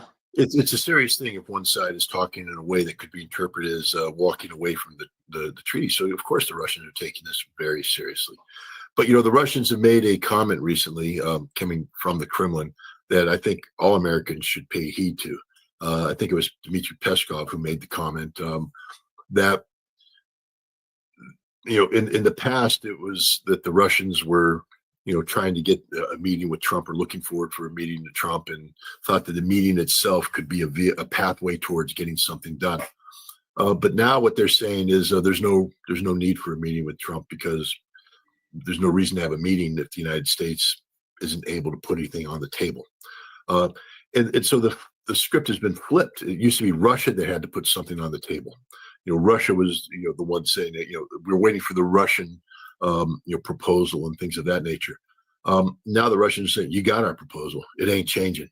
And unless you're willing to put something on the table that, moves our proposal forward, there's no reason to talk. And so that has changed too. So when we talk about, the United States, Russia, and Ukraine, understand this: Russia is on an irreversible path when it comes to Ukraine. There will be no stopping. There won't be no backing up. They will continue down this path until they achieve the outcome that they desire. And that outcome has been explained in great detail, not only to Ukraine, but to the United States and indirectly to Europe. There are no surprises here. Everybody knows what Russia expects to happen before you can talk about, cessation of hostilities, a ceasefire, etc. And I think what we're seeing is that the Trump administration understands this reality, and they also understand that they can't vocalize a policy that embraces this Russian outcome. So they're washing their hands of Ukraine and putting the burden on Europe.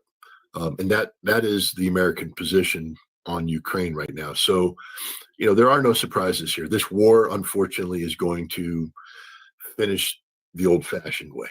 And that is, the Russians are going to kill every Ukrainian out there until the Ukrainians stop fighting.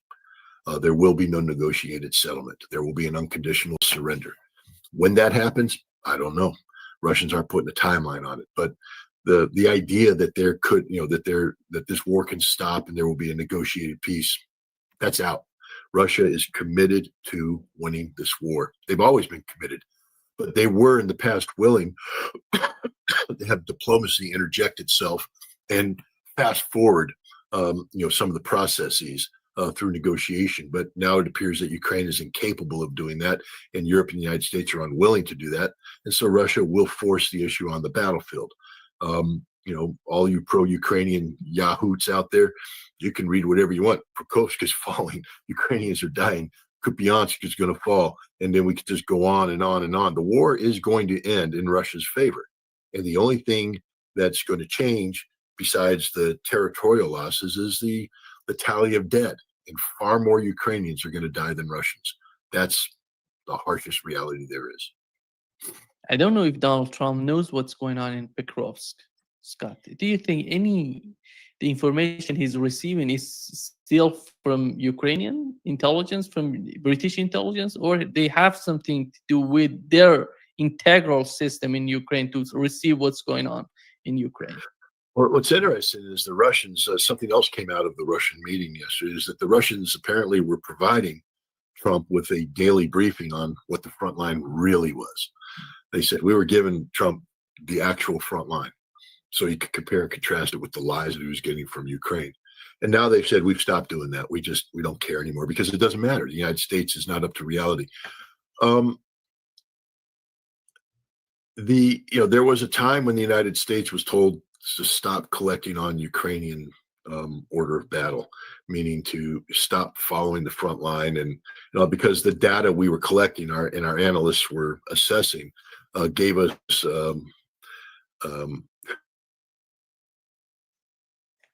yeah. We cannot hear you, Scott. Yeah. Gave us a result that was different from what the Ukrainians were selling us. And so we were told that we accept the Ukrainian version of events, and that's what would be briefed and such. We're fully capable of knowing the truth. We have intelligence capabilities that can ascertain the truth. We're also fully capable of cooking the books. There was a famous intelligence analyst in Vietnam, Adams, I think his last name was, Sam Adams, and he talked about just how the CIA and the Pentagon cooked the books on enemy casualties, wildly exaggerating the enemy casualties so as to make it look like the North Vietnamese and the Viet Cong couldn't sustain this fight, when the truth was known to people like Adams and others who were doing the assessments. We can lie all the time. We're very capable of lying, but the lies that we tell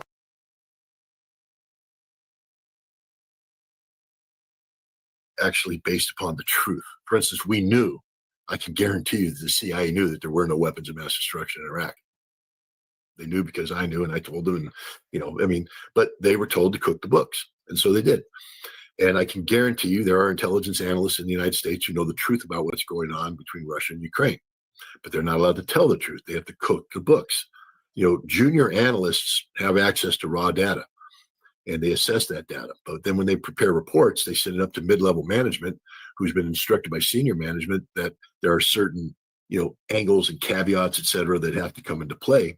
And middle management starts massaging the data, sending it back for a rewrite or a relook, or just rejecting the report, putting it down as a footnote. And so it gets massaged till it gets to the top. And then, the job of the senior guys is to make the consumer happy, make the president happy. The president wants to believe that the Ukrainians are winning. So here we provide you a brief, Mr. President, the Ukrainians are winning. And the president, oh, good, they're winning. So we now can do this, that, and the other thing. Unfortunately, that's where we are in the intelligence business today. We get back to Tulsi Gabbard. It's her job to stop that nonsense, but she's been pushed to the side. John Radcliffe, unfortunately, has been demonstrated to be an absolute liar and manipulator of intelligence. I'll give you a brief example. If you go back to the issue of Russiagate 2016, Radcliffe knew that Tulsi Gabbard was getting ready to release a report. And so he preempted a report with his own 5-page quick summary of the processes involved in creating the 2016 intelligence community analysis that was then released in 2017, and his unclassified version became very controversial. And he lied, straight out lied about the processes, who was involved, the timetables, et cetera. And then you see Tulsi, publishes her report, and I think it took Radcliffe by surprise because she declassified things that, as somebody who used to be in the business, shouldn't have been declassified. I mean, it gave away an awful lot, but by declassifying it, she eliminated any chance for people like Radcliffe and others to politically whitewash the event. But it showed everything about his memorandum was a bald-faced lie. Why did he do this? Because the person responsible for the intelligence community assessment was the same person briefing President Trump. She was a CIA official. She was briefing the president. And once Tulsi Gabbard went forward with her revelation, this person was fired. Her clearance was revoked for cause. But Radcliffe was covering for her. That's the reality of the intelligence business. They're not here to tell the truth. They're here to protect those who tell lies.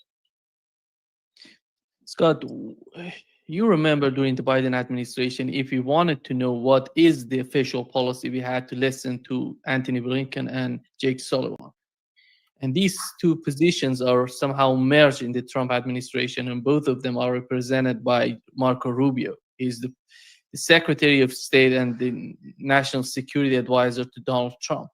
But he doesn't talk that much.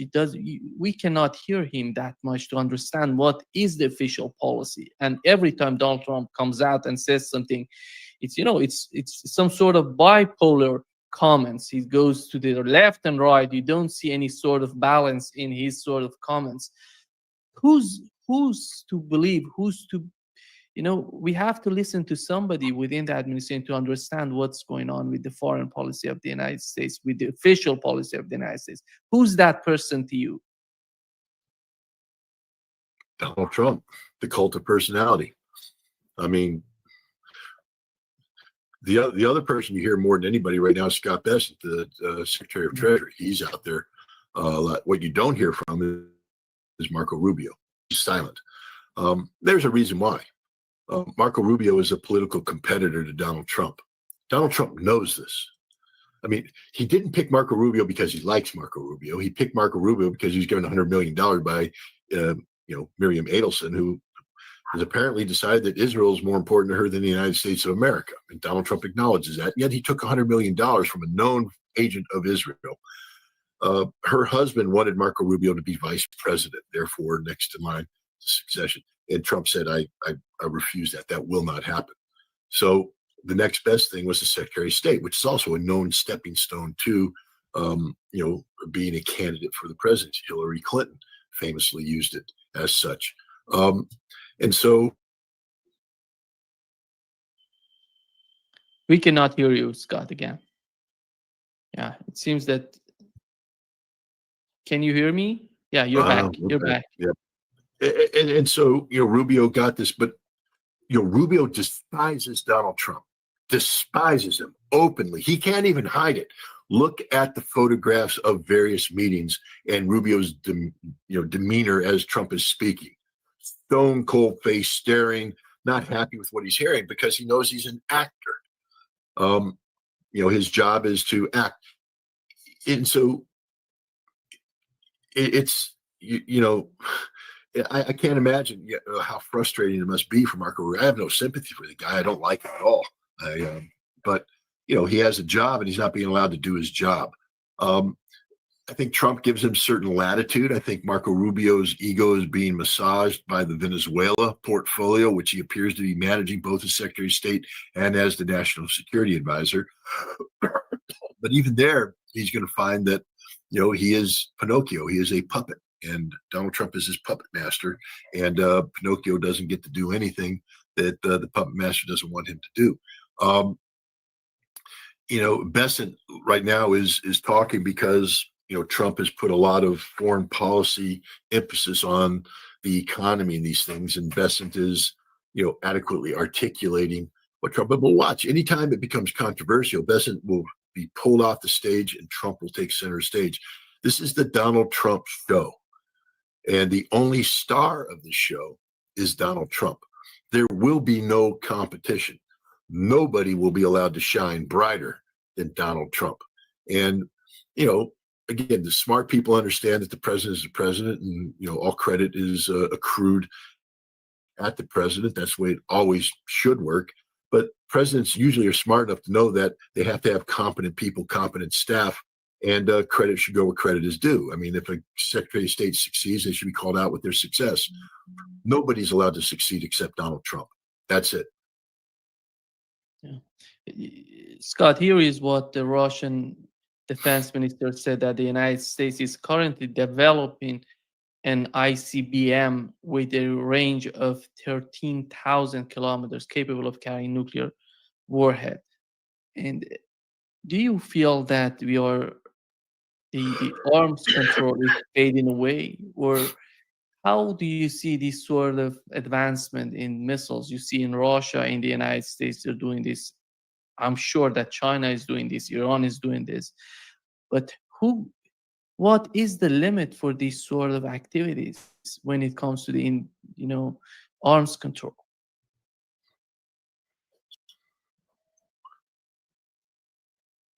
There's no limit if there's no arms control. And on February 5th of next year, the last remaining strategic nuclear arms control treaty expires, and there's nothing to replace it. Vladimir Putin has spoken about a voluntary moratorium of 1 year on the caps. That means the numbers of deployed nuclear weapons, 1,550 per side. But he's also said that this is contingent on the United States not doing anything precipitous that changes the strategic balance. And all Donald Trump is capable of doing is things that change the strategic balance. You earlier mentioned Dark Eagle. If Dark Eagle is in fact deployed in Europe, this is going to be very problematic for the Russians. What about Golden Dome, the hypothetical missile defense shield that Trump wants to put in place? Belousov has spoken about a new, ICBM. That's the Sentinel missile program. He spoke about a new submarine, I think the Dreadnought class. That might be to replace the Ohio class. New bombers, the B-21 bomber. You talk about upgrading the B-52 from the H to J model.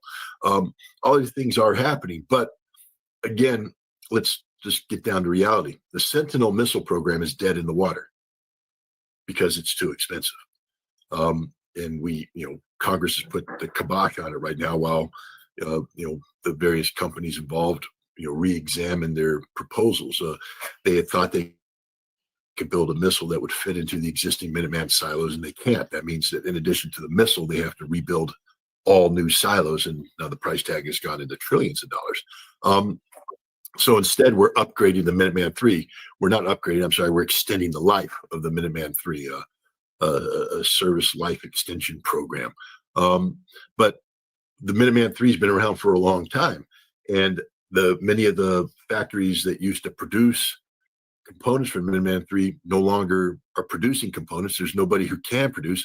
So in order to keep Minuteman III in play, we're going to have to reduce the numbers because they're going to have to cannibalize some of the Minuteman III to keep the other ones operational. So we're going to be looking at 450 missiles, probably dropping down to 300 missiles.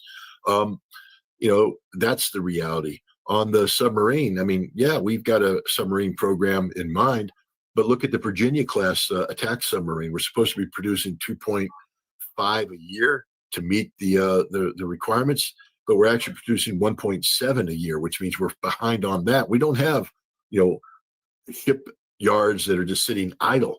So where are we going to produce this new submarine, and at what cost? It's going to go through the roof. The B-52H is the current strategic bomber. We're talking about upgrading it to the new J standard, putting new electronics, avionics, new engines, the whole thing. But the cost of doing this is prohibitively high. So high, in fact, that they're saying, well, we should just build more B-21 Raider bombers. But again, building more with what? We don't have unlimited production space. What time does this take place? The reality is the United States is very far behind Russia in terms of the modernization of our strategic nuclear deterrent force. The Russians have a whole bunch of options available to them today, from the Sarmat missile, which Putin says is entering combat service on an experimental basis, but will enter full combat service sometime in the future. The Oreshnik, which is an intermediate range missile, is in serial production, already entered into service. The Avant-Garde hypersonic maneuverable warhead is in service on a number of missile options. They have the new YARS advanced, an advanced version of the YARS ICBM, mobile and silo-based with new warhead configurations. They have the Burevestnik, which they just tested, a nuclear-powered cruise missile. They have the Poseidon, nuclear-powered underwater drone. They have a new class of Russian ballistic missile submarines. the Russians are ahead of us because they've been making the investments necessary to have this potential. What the Russians have done successfully is develop an idea, design, and then mothball it, hold it in abeyance until, which time it either can be canceled altogether or put forward. That costs money to do that. We in the United States don't do that. Our defense industry isn't about doing what's best for the defense of America, but it's doing what's best for the shareholder, for the board. And so everything is, done with the bottom line in mind, how much money they can make from the American taxpayer. And so we get weapons that are very expensive, take a long time to build, and aren't very good, whereas the Russians get weapons that are very good, not so expensive, and can be built in a relatively short period of time. You mentioned the Golden Dome. Belousov, the Russian defense minister, he said that the Golden Dome envisions both intercepting and pre-launch destructions of Russian and Chinese missiles. It's go on preemptive attacks and somehow attacking Russia and China before launching their missiles. Is that the case? I don't believe it's a nuclear preemptive attack. I think what we have are some weapons, drones, that are designed to operate over the area in which launches could take place, that are equipped with missiles that can do the intercept at the launch phase. So as a missile emerges from its silo, the drones will fire a weapon that will shoot it down. So we want to get them there. We get them in the mid-flight, and then we get them on reentry. So we want to attack their systems at all phases, but it's not a nuclear preemptive attack. It's about surging forward certain drone capabilities that hover in the vicinity of the area, and then when a missile is launched, they'll fire an interceptor. The other point, Scott, what Putin said during the meeting, he's talking about the national unity in Russia, the foreign provocators, and the pseudo-national senators abroad who trying to manipulate Russia from outside. Various ethnicities are living in Russia. We know that. And whenever I talk with Paul Kerr-Robert, he says that Russia, China, and Iran have no option but, come together and somehow have some sort of partnership or alliance toward what's going on in the region. Because we have to accept that the Central Asia is growing to be Caucasus, and Central Asia is growing to be a major issue for Iran and Russia. How do you see the nature of what's going on, considering these concerns of the Russian president in terms of how the things can be manipulated from outside?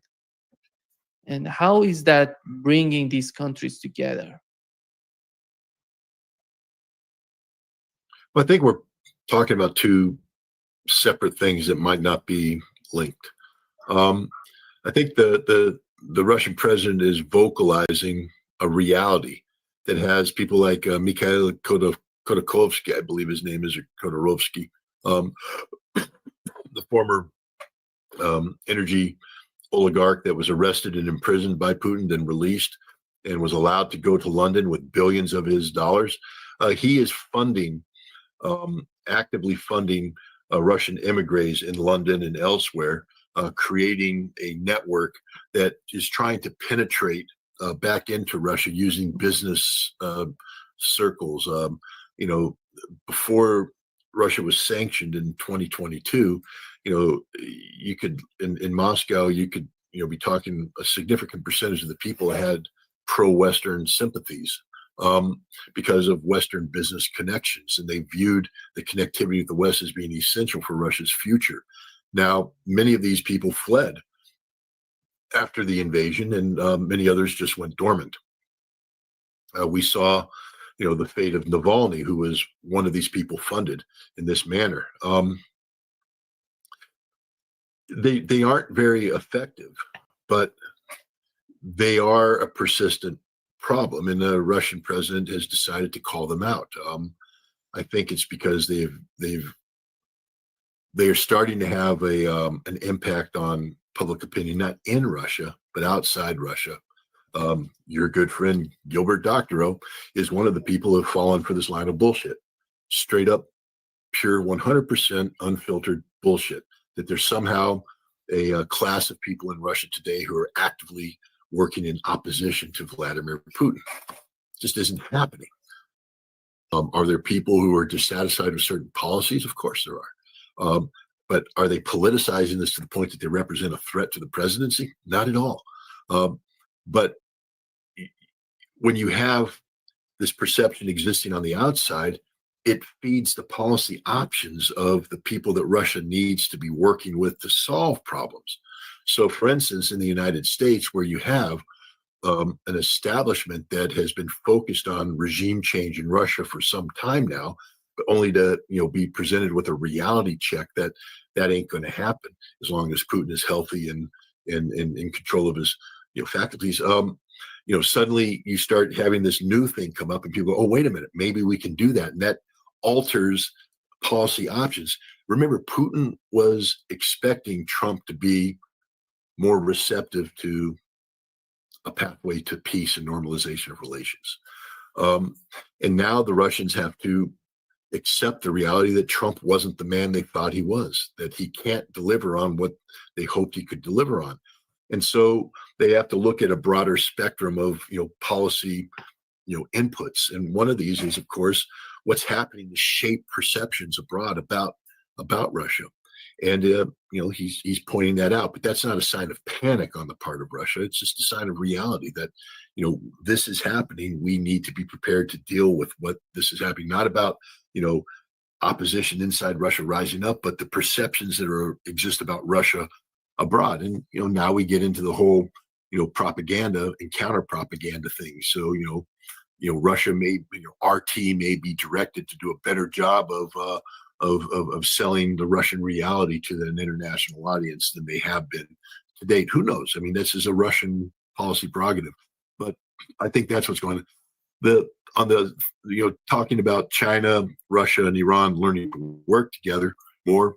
This was good. This is inevitable in a world where the United States sanctions and punishes nations for simply existing. They will, those nations that are punished will gravitate to each other. And if you look at the geography of the three nations, it makes sense. It's sort of interior lines of communication. Russia, Iran, China. Now we're talking about Central Asia, the Caucasus. You're looking at a geopolitical map that defines itself. And I think the Russians, the Iranians, and Chinese are going to come together closer with not just economic policy, but security policy, foreign policy, development policy, working together to make sure that their game map, the part of the world they live in, is thoroughly integrated, sort of operating off of interior lines. You're not going to be held hostage to the need to ship things by sea, where you can be interdicted by American shipping or blockades. You can be denied access to the Suez Canal, etc. Now you're talking about a rail line from St. Petersburg to Bandar Abbas. You're talking about a rail line from Western China straight into Tehran. And I think this is just the natural state of affairs, but I think they're not necessarily connected to one another, the two issues. No. Scott, Venezuela, let's talk about what's going on in Venezuela. Do you think what is going on, every time Donald Trump says nothing going to happen, we're not going to attack Venezuela, I feel that we're getting closer to the U.S. attack on Venezuela.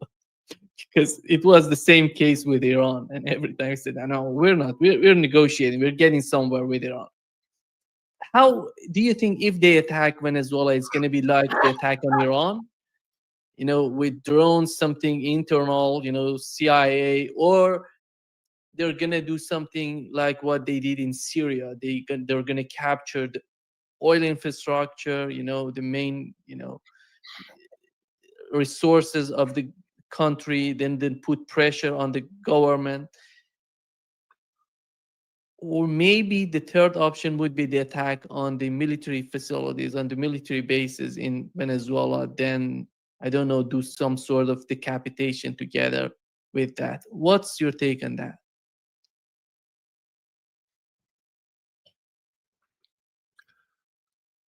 I think we have to filter everything through the reality of American domestic politics.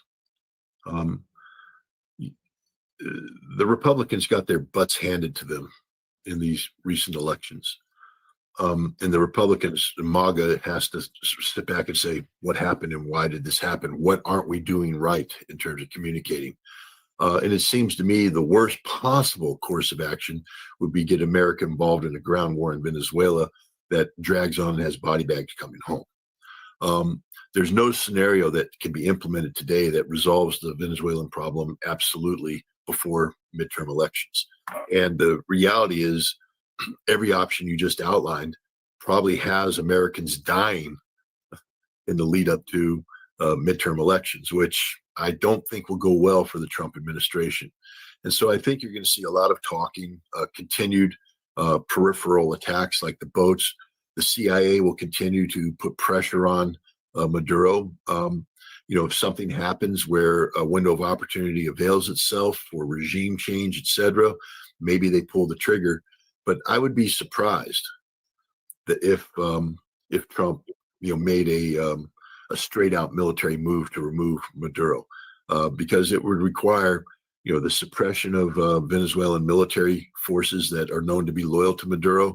It would require seizure of critical infrastructure, including oil fields, and it would require, the physical elimination of Maduro, either kill or capture. This is the reality. So, and these require a lot of troops and almost a definite long-term presence of troops on the ground in Venezuela, in a nation where there is the real potential for openly hostile resistance. For a president who ran on a platform of peace, I have a hard time seeing him try to win midterm elections, selling a war of choice to the American people in Venezuela. Do you think that Venezuela is receiving aid from Russia, Iran, and China? And how deep are they helping Venezuela if that's the case? I believe they are. I believe we see evidence of that. I don't know. We have some people in the Russian Duma talking about Oreshnik going to Venezuela. I don't think so. If you want to guarantee that the United States floods Ukraine with Tomahawk missiles, go ahead and deploy Oreshnik to Venezuela. It's a strategic system, by the way. Venezuela, you're not going to hand Venezuela that capability. But I do see anti-shipping capability, anti-air capability, maybe some training assistance. I do believe the three nations, but the reality is Venezuela is a long way from any of these countries. And once the war starts, Venezuela will be cut off. So you're not going to be able to have an active supply line, supplying weapons and such. And so the best bet for these people is to, maybe shore up Venezuela's defenses where there are some deficiencies, but to seek a nonviolent outcome to this, use diplomacy to your advantage. And, there's an opportunity now because of the reality of American domestic politics. Again, I can't guarantee what Donald Trump's going to do, and maybe he'll wake up tomorrow and say, launch the boats. But I believe that if he is to strike Venezuela, it has to happen very soon and very decisively, so that he has victory presented to the American people by the summer of 2026. Otherwise, if you're caught up in a quagmire where body bags are coming home and there's no firm victory, this will not go well for him at the polls in November, and then his presidency is over. Yes, he'll have 2 more years, but he'll be fighting impeachment from a Democratic-controlled Congress. So I think you have to factor domestic politics into any discussion about the potential of conflict with Venezuela.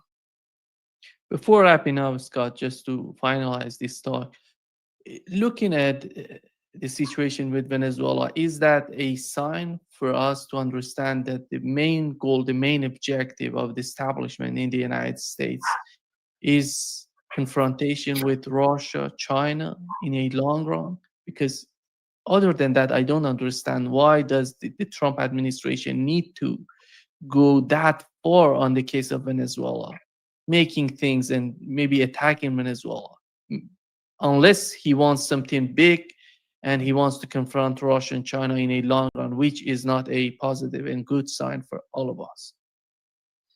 I think Venezuela can be boiled down to one thing: Marco Rubio. This is Marco Rubio's pet project, and I think to keep Marco Rubio, as Secretary of State, Marco Rubio isn't going to allow himself to be run over by Donald Trump on everything. You see the dissatisfaction in his face when he's sitting in the room when they talk Russia and Ukraine. He's just not happy. I think you would see similar dissatisfaction on the Middle East. How do you keep Rubio in place? Venezuela. And I think that this is what's happening here. This is Marco Rubio's pet project, and I think that's what it's. I don't think you should read anything into it more than that. Rubio has always sold it as being anti-Russian, anti-Chinese, anti-Hezbollah, anti-Cuban, but it's always been about Marco Rubio playing off of his Cuban background to talk about opposing nations that that operate outside of the sphere of control of the United States. And I think that's what's going on here. I wouldn't read anything broader into that. I think this is a project given to Marco Rubio by Donald Trump to keep him in the game. Thank you so much, Scott, for being with us today. Great pleasure, as always. Thanks for having me. And thanks.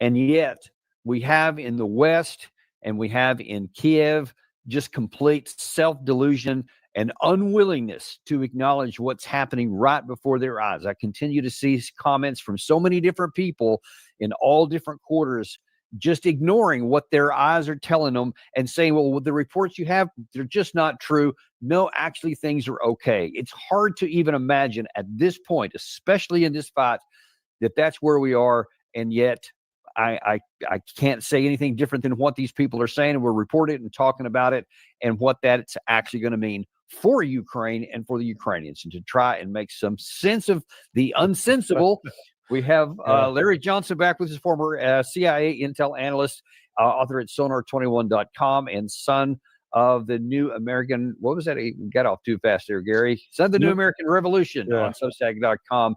And of course, always the famous Larry the Shirt Johnson. Larry, welcome back as always. Senor, good to always be with you, Danny. We talk about this kind of stuff, unfortunately, a lot because there's a lot of examples, and we've got some new ones to share today. But Larry, I just got to ask, and maybe this is a rhetorical question that the answer is unfortunately self-evident. Is there ever an end to this to where we will finally acknowledge reality?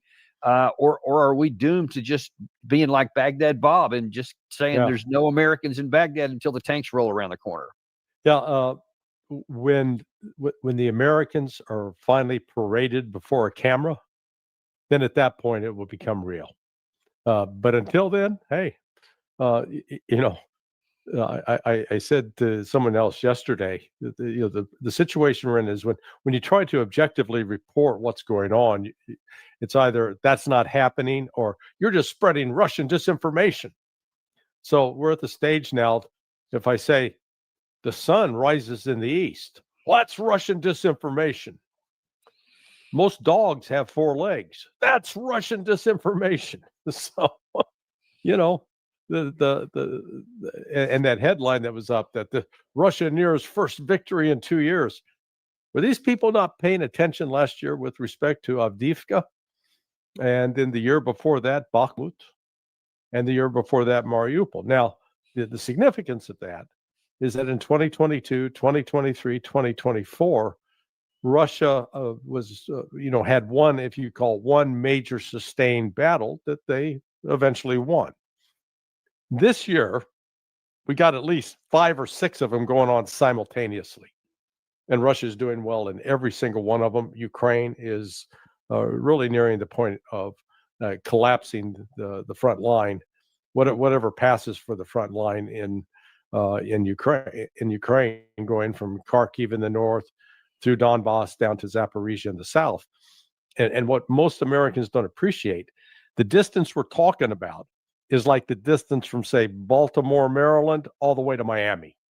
Okay. Oh, wow. Yeah, that's when you put it like that kind of context, it's like, yo, that's a long way. So if I give you 700,000 troops, which sounds like a lot, spread out over that 1,100 miles, that's nothing. And that's the real problem Ukraine now faces. They don't have the reserves in depth to be able to fortify that whole line, and Russia does. And so Russia is now just pushing. Yeah, and let me just kind of show that we zoomed in here on Pokrovsk, which we'll get back to in a minute, but just kind of to reinforce what you're talking about there. I mean, you know, this is this whole huge line from Odessa. You can kind of go down to Odessa and then through Kherson and all the way through Zaporizhia up into Donetsk and Luhansk, et cetera, all the way up to the top. And now then, you know, even into the Kharkiv Oblast. There's been additional incursions from the Russians in the Kharkiv Oblast as well. The Dnipropetrovsk, which you mentioned, I think, last time you were on the show, et cetera, down here. And obviously in Pokrovsk, in the Liman area, the Kupiansk, and several others. I mean, it's just pick your poison. I mean, how can we look at this and say, well, this is just not success on the Russian side because it hasn't been very fast, I guess. Yeah, it's Maryland, Virginia, North Carolina, South Carolina, Georgia, and 2/3 of Florida. That's a big piece of real estate. And, you know, I am fascinated. Maybe you have some insight on this. Why is it that in the West, we've got this imaginary game clock running down? Boy, Russia's moving real slow. It's like it's the fourth quarter of the Super Bowl. 2 minutes are left to go. And if Russia doesn't score in the next 2 minutes, they lose. It's like, wait a second. They're under no time pressure. It's not like there's a clock ticking down. Well, and I think, Larry, that's a really important thing to point out here, because you do have very, very different clocks. You have the Americans. I think your analogy is brilliant.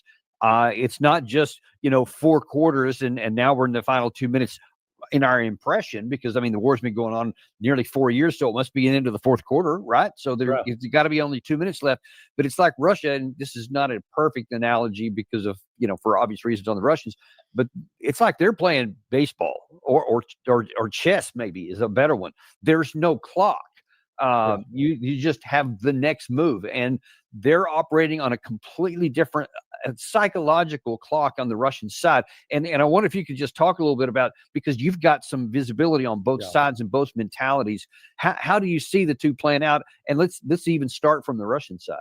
Yeah, so from the Russian side at the outset, and what I heard, you know, as we talked about General Aludinov and General Brzezinski and Colonel Basurino, you know, people I met in Moscow over the last, you know, couple of weeks back.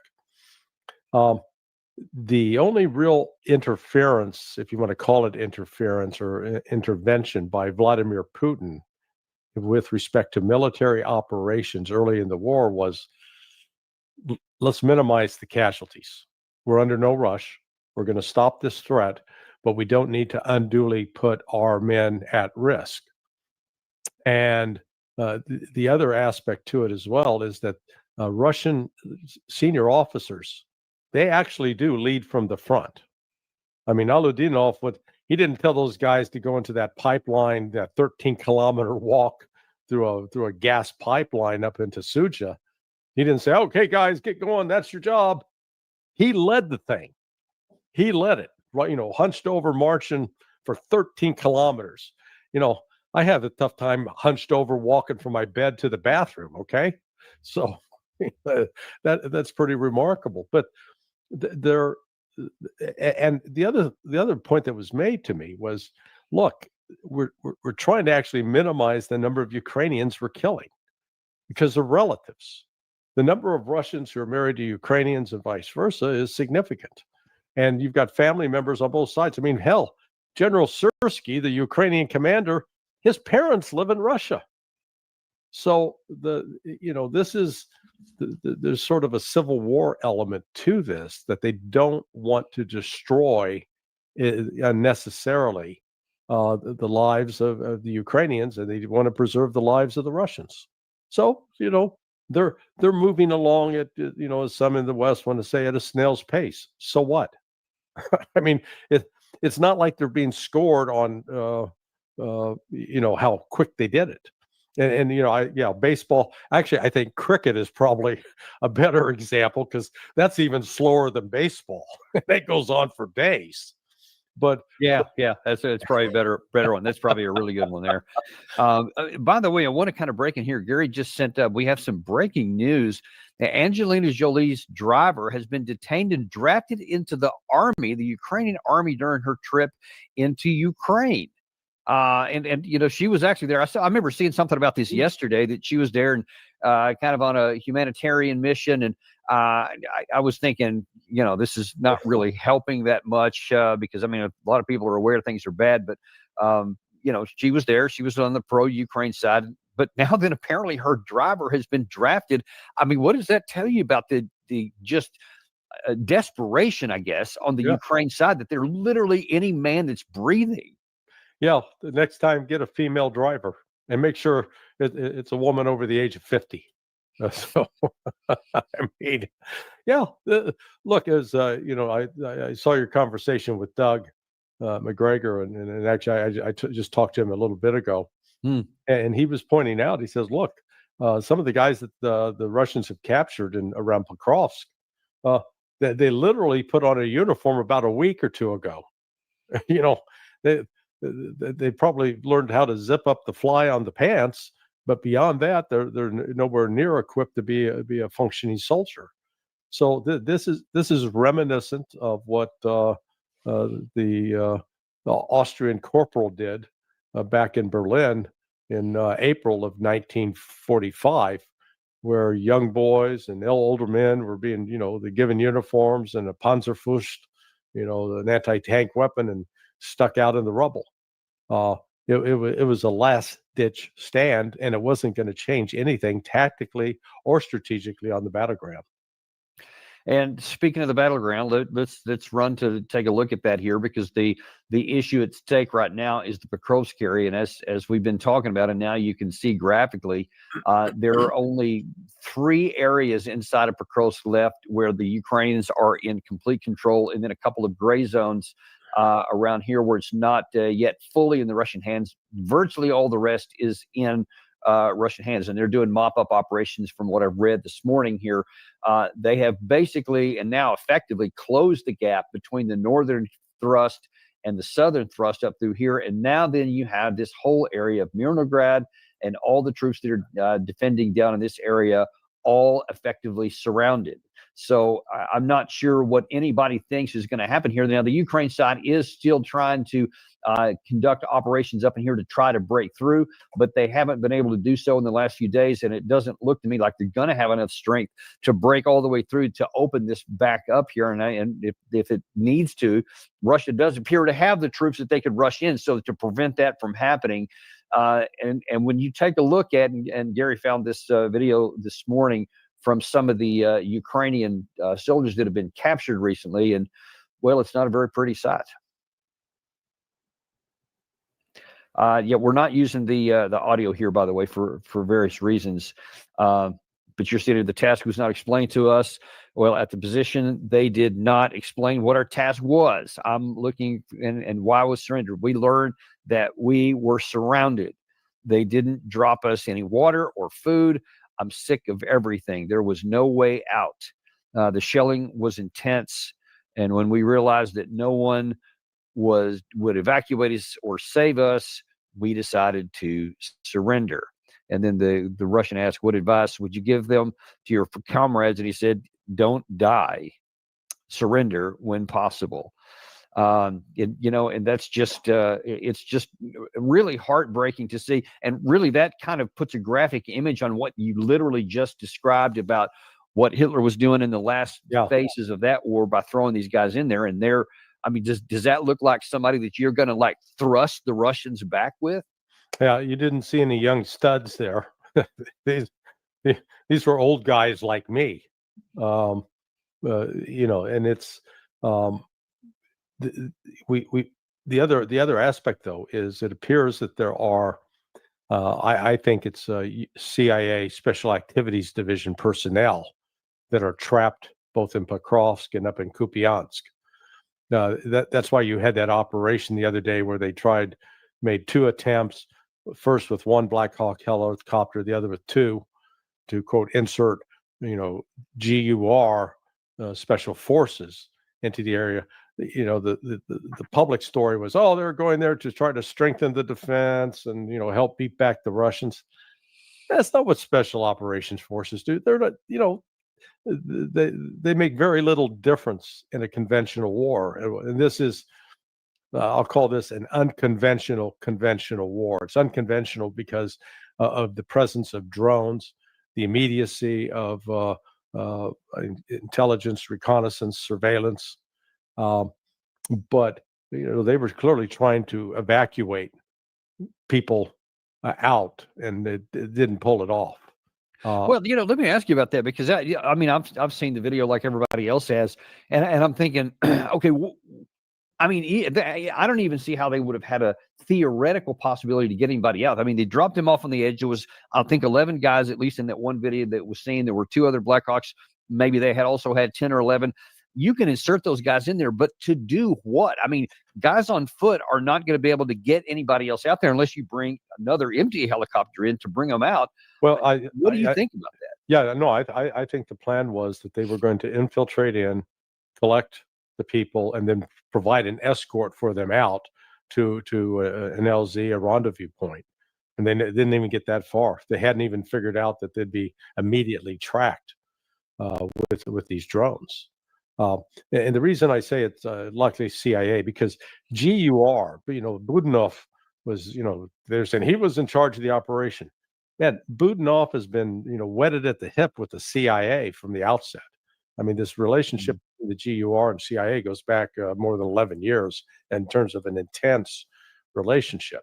So this wasn't a military, this was nothing under Sersky, because it's under Budanov. That tells you right away, this is a CIA operation, and a joint, let's call it a joint CIA GUR operation. And so again, those guys, they weren't going into fight, but they were taking them in the hopes that they'd be able to help escort the others out, instead of letting the two, 3 or 4, how many ever U.S. Americans are trapped inside Pokrovsk, to just put them on their own to figure out where they'd go to get picked up. Okay, but let's talk about something here. This is nearly 4 years of war, right? So we have all kinds of experience. We understand everything you literally just mentioned about the surveillance, the pervasive surveillance, and the presence of drones, whether it's attack drones or reconnaissance drones, etc. Nobody in this part of the earth could possibly think that you're going to insert a UH-60, get guys out, and that there's not going to be drones watching all of them. I mean, what possible hope would anyone who ever ordered this, that these guys were going to literally be able to do anything on foot? I mean, seriously, what could be behind the thought? Let me take you back to your days when you were in the Army, and you did exercises. And at the end of the exercise, there'd be the hot wash, and they'd talk about lessons learned. Yeah. Did you ever see any lessons learned? I saw that stuff that made meant on PowerPoint slides. It was really good. We put it in an envelope and really never read it again. But yeah, we had them. The best exercise ever. No one's ever done it better than us. But I'm basing this. I did it for 23 years, and what I saw repeatedly were things that you think, like you're thinking rationally and logically. They've been doing this for 3.5 years. They should have known by now. And exactly. They don't learn. I mean, it's shocking. It really is shocking.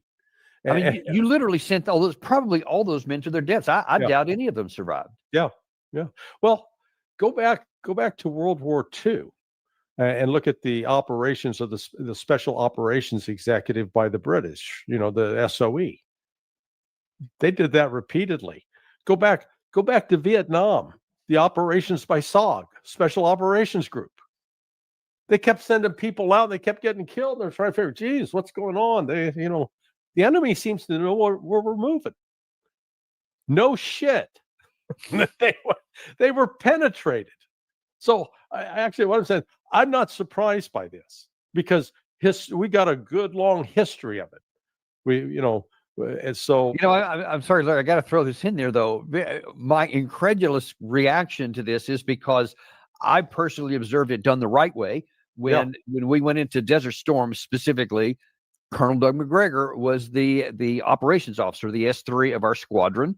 And he and H.R. McMaster, who was the commander of the Eagle Troop that I was assigned to, were brilliant at tactical. I mean, they had us prepared for everything. We studied the Gazala battles in North Africa during World War II with the 10th Panzer Army, or the Panzer Army Africa, and what the British did, how things worked and how they didn't work. Then we physically trained everything in the Saudi desert in large scale operations, so that when it came time to operations, we knew exactly what the enemy was going to do. We knew what we were going to do because we had been trained on failures and the things that were done right in the past. So I just have a hard time understanding how people whose lives are on the line still do this stuff today. You put your finger on it. Leadership. It's leadership. And because it's in the CIA and not in the Army, because at least in the Army there was some measure of accountability. But I saw too often within the CIA where politics and other issues intrude. I mean, I give one very simple example. When Congress restarted the funding for the Contras that were in Honduras, then the chief of base that was in Honduras was told, get those Contras moving into Nicaragua. Well, but he said, they're not armed. They don't have weapons yet. We don't care. Congress has approved the money. They've got to get moving in. And what they did is they told these guys, you're not getting any more food. If you want food, you got to cross the border into Nicaragua and you get fed there. We'll airdrop you the food. And so here I'm sitting as an analyst and we're watching this infiltration. I didn't know that part of the story yet. And we're watching these Contra units going in and they're getting chewed up by Sandinista battalions. And we're going, geez, they're not very good at fighting. Well, yeah, if you don't have guns and ammunition, you aren't going to be very good at fighting.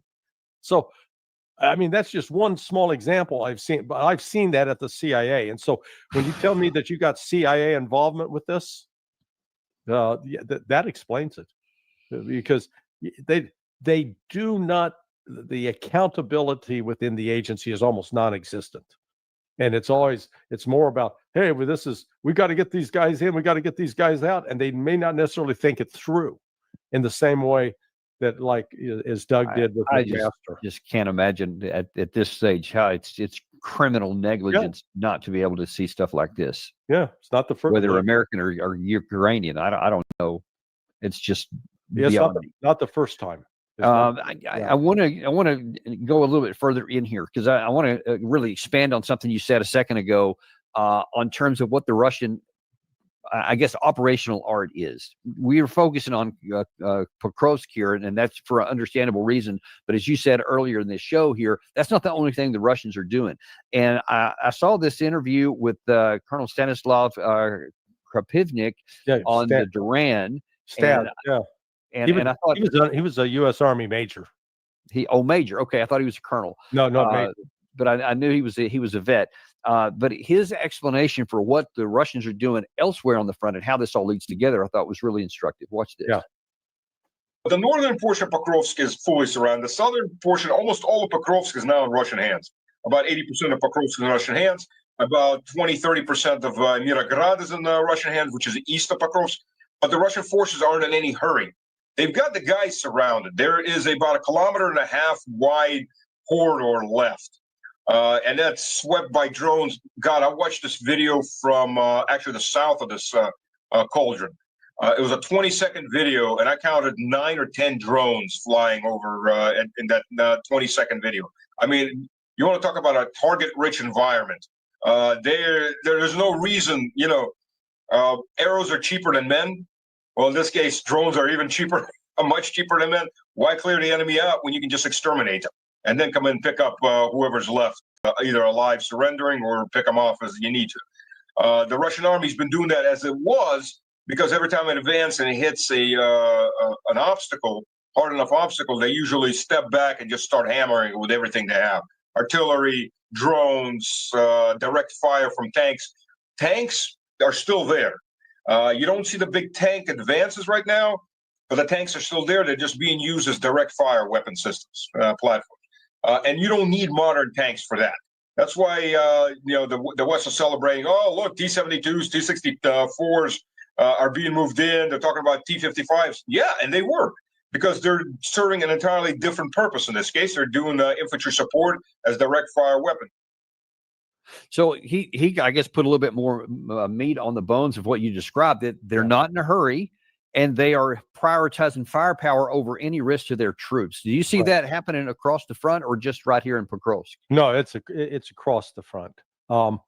Simplicius the Thinker put out a good piece earlier this week where he talked about how, particularly with respect to drones, it's changed the entire concept, the traditional concept of maneuver warfare, that in terms of being able to mass forces and then have them move from point A to point B in order to flank entrenched units, because the drones are so ubiquitous and capable of striking not just on what is traditionally considered the front line, but they're actually in depth, going back 10, 20 miles, and sometimes more. So it's forced the Russians and the Ukrainians to change tactics. So the Russians aren't massing troops to rush into an area. They're doing more small man units, but they're increasingly reliant upon drones, because it's like, why put a human being at risk when you can do it with a drone? And it's and Russia's production of drones has now accelerated dramatically. I mean, they put it on an industrial scale. They're producing on an industrial scale. They're outproducing all of NATO. Think about this: all of NATO by about 3 to 1. So, we can't compete with drones. We can't compete with artillery shells. We can't compete with manpower, tanks. It's just there's not a single area you can point to where you could argue that Ukraine and or NATO have an advantage over Russia with either personnel or weapon systems. If I challenge anybody, come up with that area where they do have an advantage. It just doesn't exist. And so Russia is maybe they were slow to sort of wake up, but man, once they get on the horse, they're riding hard. And we got a history of that. Yeah. Now, I titled this "The Ukrainian European Self-Delusion Condemns Pokrovsk." Right, that's where we started off this. Right, and we just physically showed both with the good major there about his talking about what's physically going on inside there. We've shown you the map, etc. Unfortunately, we've also talked about an example with this, so-called special forces slaughter that we sent to their death. But there is also the delusionary part, self-delusion. So if you just look at the facts and then all of those fundamentals you just mentioned about the domination and the amount of ammunition you can produce, the drones, the manpower, all those kind of things, any rational person, and I mean any rational person, would say it is suicidal to continue fighting this battle. Unfortunately, that's where we are on our side of the line. Here is, and I hate to do this to you, I don't want to ruin your day this early, but here is Brother Jack Keane talking about how, as it turns out, Russia is not winning after all.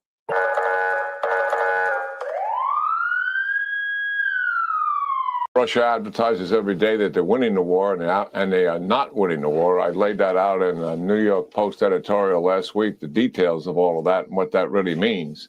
In 2025, they're averaging over 1,000 casualties a day Wow. And all the territory that they've taken is 0.6% additional territory. In the last 2 years, they've been trying to conduct this offensive to take all of southern Ukraine, which by anybody's characterization has failed, despite Russia saying they're advancing every day and making progress and winning the war. They've only gained 1%. They haven't taken a major city since 2022 when they took Mariupol. So this is a Russian narrative. We have a tendency to buy into it, and it's actually exaggerated and quite false. So they have, I'm sorry, I got to go back to the map. I just couldn't resist. It turns out that Russia hasn't taken anything since Mariupol in 2020. Oh, hang on a second. Mariupol's way the heck back here. How is it that let's see, where is Mariupol? That's it's down south. Down the south, down on the oh yeah, right here. So there's kind of a few cities in between here and there. Yeah. So I think maybe there's something, this place called, I don't know, you may have heard of it, Bakhmut, Severodonetsk, Lysychansk. I mean, you can just keep on going down the list here. Avdiivka. Yeah, kind of some big ones here. And here, probably in a week or two, Pokrovsk, you can add that probably to the list. Toretsk. I mean, just what is he talking about, man? Yeah. Well, he's a creature of the Institute for the Study of War, which is one of the greatest oxymorons surrounding Washington, D.C. They also like to use this percentage of territory taken because they compare the entire territory of Ukraine. But just do the comparison with the territory that's to the east of the Dnieper River. All of a sudden, you get a very, very different picture. But, you know, this kind of happy talk and denial, you know, in the future, when you look up the name Jack Keane, it will be seen as a synonym for Baghdad Bob, you know, because he's doing the same kind of thing. And you know, it's sad. I don't think Keane is a stupid person. You know, I don't think he's got mental handicaps. So you really have to step back and just ask, is he just so blinded by ideology that he's incapable of recognizing what the Russians are doing? That, you know, this is one of the biggest differences I saw, and not just the conversation with Aludinov and with Brzezinski and you know, several others, and a war correspondent named Sladkov.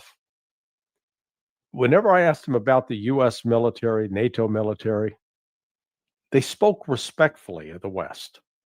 They didn't demean them, insult them, call them names, make fun of them, that they're weak, that they're stupid, that they're.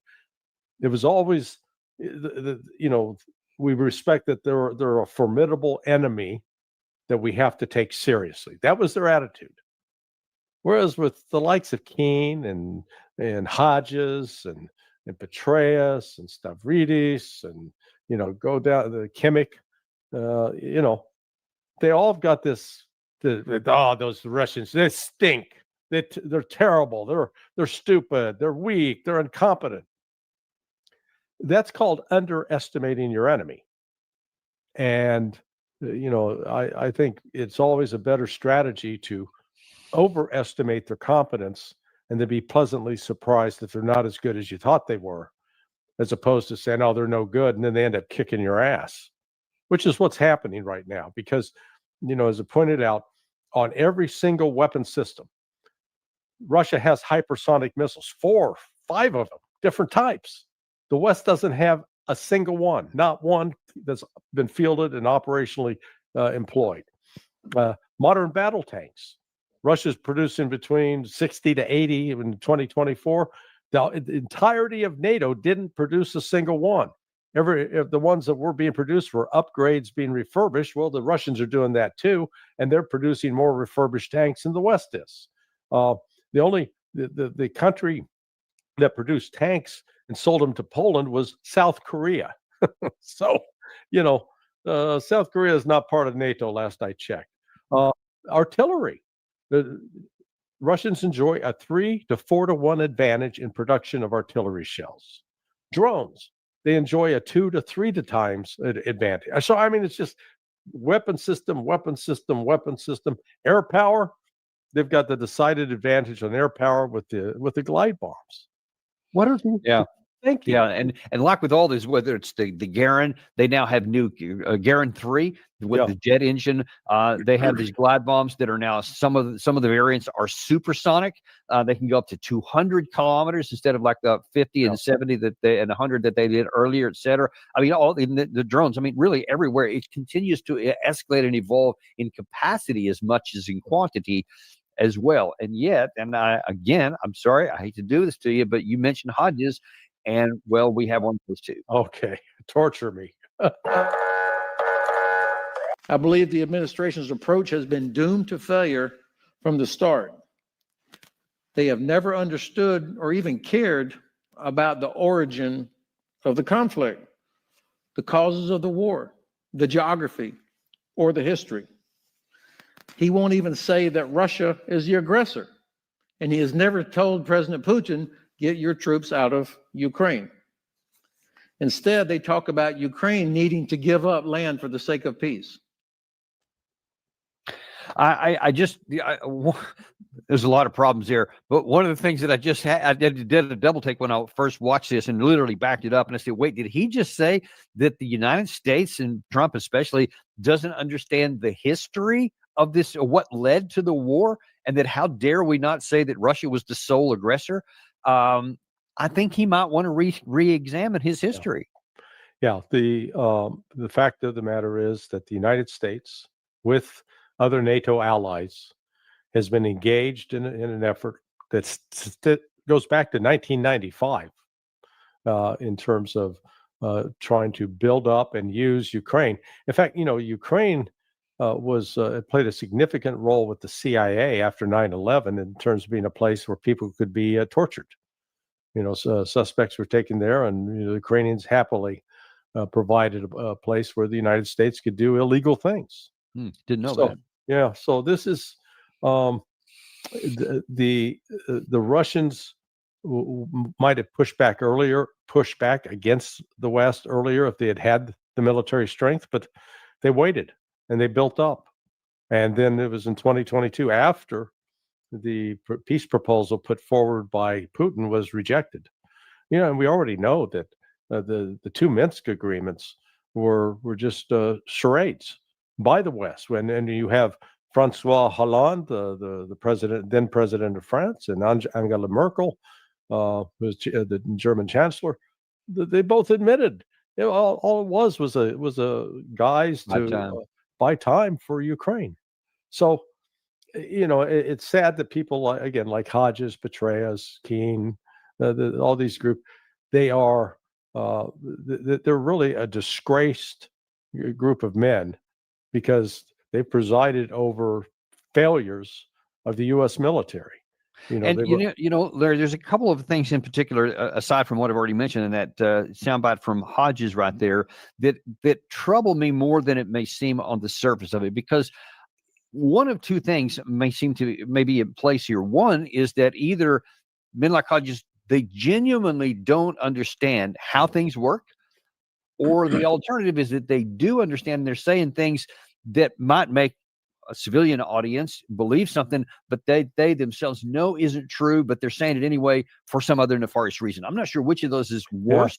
But let's take a look at what I mean when I say that. First of all, he says he was upset because Trump hasn't told Putin to take his troops out of Ukraine, because he implies that we have the capacity, the power, and the authority to just tell Putin to get them out. And so the fact that Trump hasn't done that is a problem for Trump, and a failure of his to just say something, because he can do it if he would just tell him. What do you make of that? Yeah, and I wrote a piece about last week. The U.S. has no leverage over Russia, zero leverage. There's nothing that the United States builds, makes, produces that Russia needs. And they don't need the U.S. dollar either. Russia would prefer to have a good relationship with the United States and with Europe. But they're not going to do it by sacrificing their own security. And what they've seen, and it really took a dark turn this week when Trump announced that the United States was going to start testing nuclear weapons again. The Russians said, all right, this is Putin directed the Russian General Staff and the Minister of Defense, let's get cracking. Because Russia hasn't actually tested a nuclear weapon since 1990. 96, I think. I think no, that's right. That's right. It was somebody else was 96. It was under the Soviets. So the Russians themselves, Russian Federation has never tested one Has per never. se, as it says such. Yeah. Now, Russia has deployed these remarkable weapon systems and platforms. The Berezhnik this week, as well as the Poseidon, or a week ago, that they finally revealed. The Oreshnik missile that was unveiled last year. So, Russia really sits at a decided advantage over the United States technologically. We don't like to admit that, but it is a reality. However, Russia, it looks like the window of goodwill between Moscow and DC, it's now dead. And Moscow is they're going to press forward. This war in Ukraine, Russians still characterize it as a special military operation because they have not mobilized Russian society for war, which they very well could do at some point. But nonetheless, they recognize they're winning. They're going to continue moving forward. They will take Dnipropetrovsk, they'll take Kharkiv, they'll take Sumy, they'll take Poltava. It may take another year or two. Again, they're not on the clock. Their economy is not suffering because of that. There's some in the West argue, oh yeah, the war has really devastated their economy. No, the slowdown in economic growth came because of a deliberate policy by the central banker Nabulina to slow the inflation, and she's achieved that. And so they expect to have the economy continue to grow in 2026. But and I'm sorry, Larry, we're running a little low on time today, and I want to get a couple of other things in that I want to ask you about. Is that the other thing that Hodges said here, which may be one of the most important issues of I think self-delusion that there is. He basically mocked the idea that Ukraine should give up land for peace, because implying that there is a simple choice to be made. We can just say, no, we don't want to do that because we don't want to and we don't have to. What do you say to that? Yeah, Russia's made it clear. Putin made it clear on June 14th, 2024, that Crimea, Kherson, Zaporizhia, Donetsk, Luhansk, those are now permanent parts of the Russian Federation. They're not giving that back. That is Russian territory. The people who live there are citizens of Russia. The Ukrainians are going to they can leave voluntarily, they can leave under a negotiated settlement, or they're going to be killed. They're captured. But they're going to be removed one way or the other. And in the process, Russia has now made it clear that they will expand their military operations into Dnipropetrovsk, into Poltava, into Sumy, and into Kiev, and into Odessa. They'll capture those, and then they'll hold an election. They'll give the people a choice. Do you want to stay part of Ukraine, or you want to become part of the Russian Federation? And if the people in those territories vote to become part of the Russian Federation, Russia's going to expand. That's where this is headed. There is no negotiated settlement on the horizon. Ain't going to happen. And there was. I mean, you can go back to June of 2024. There was one. You can go back to Alaska. There was one on the table. It was ugly, and the longer it's gone, the uglier it's gotten.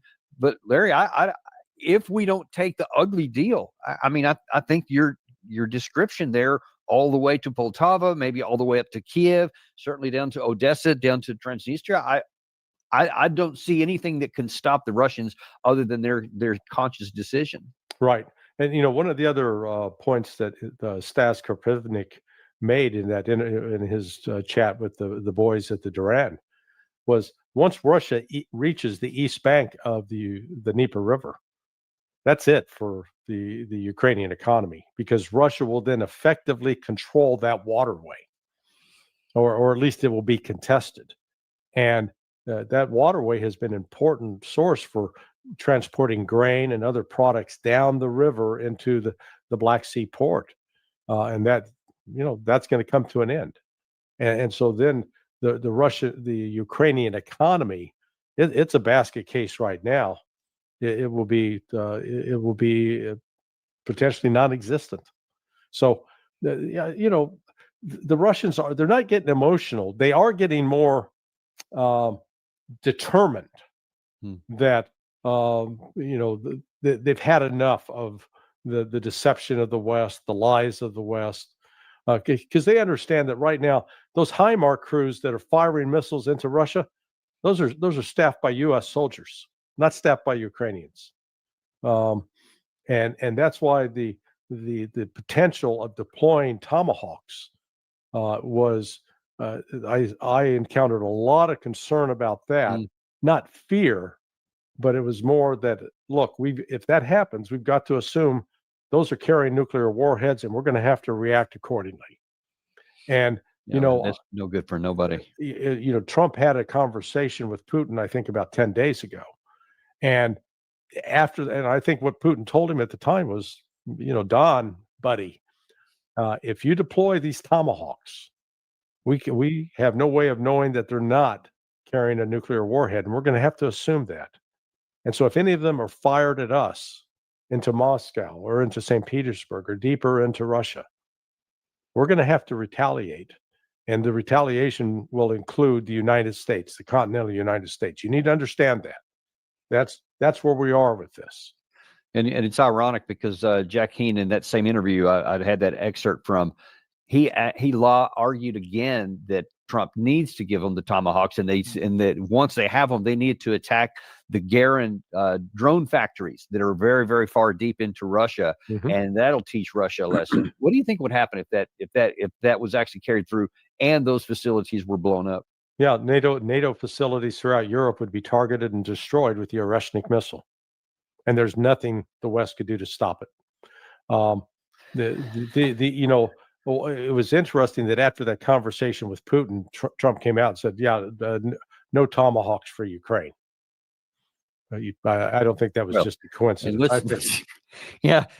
Trump is famously for changing his mind. Let's hope that's not one of them. Let's hope exactly. that remains on off the table permanently. But we'll see what happens with the rest of that, and we'll also continue to track what happens here. Thank you so much for coming on today and giving us this layout here.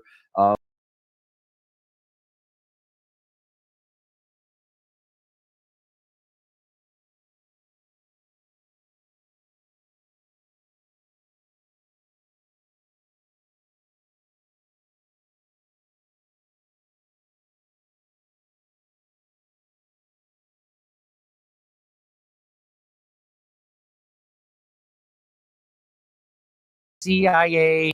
There's George Soros bragging that he's been the guy pushing and backing these Nazis and influencing and brainwashing the people of Ukraine. So now all the leaders of the Ukrainian government have now been taken money and brainwashed by George Soros. Congratulations.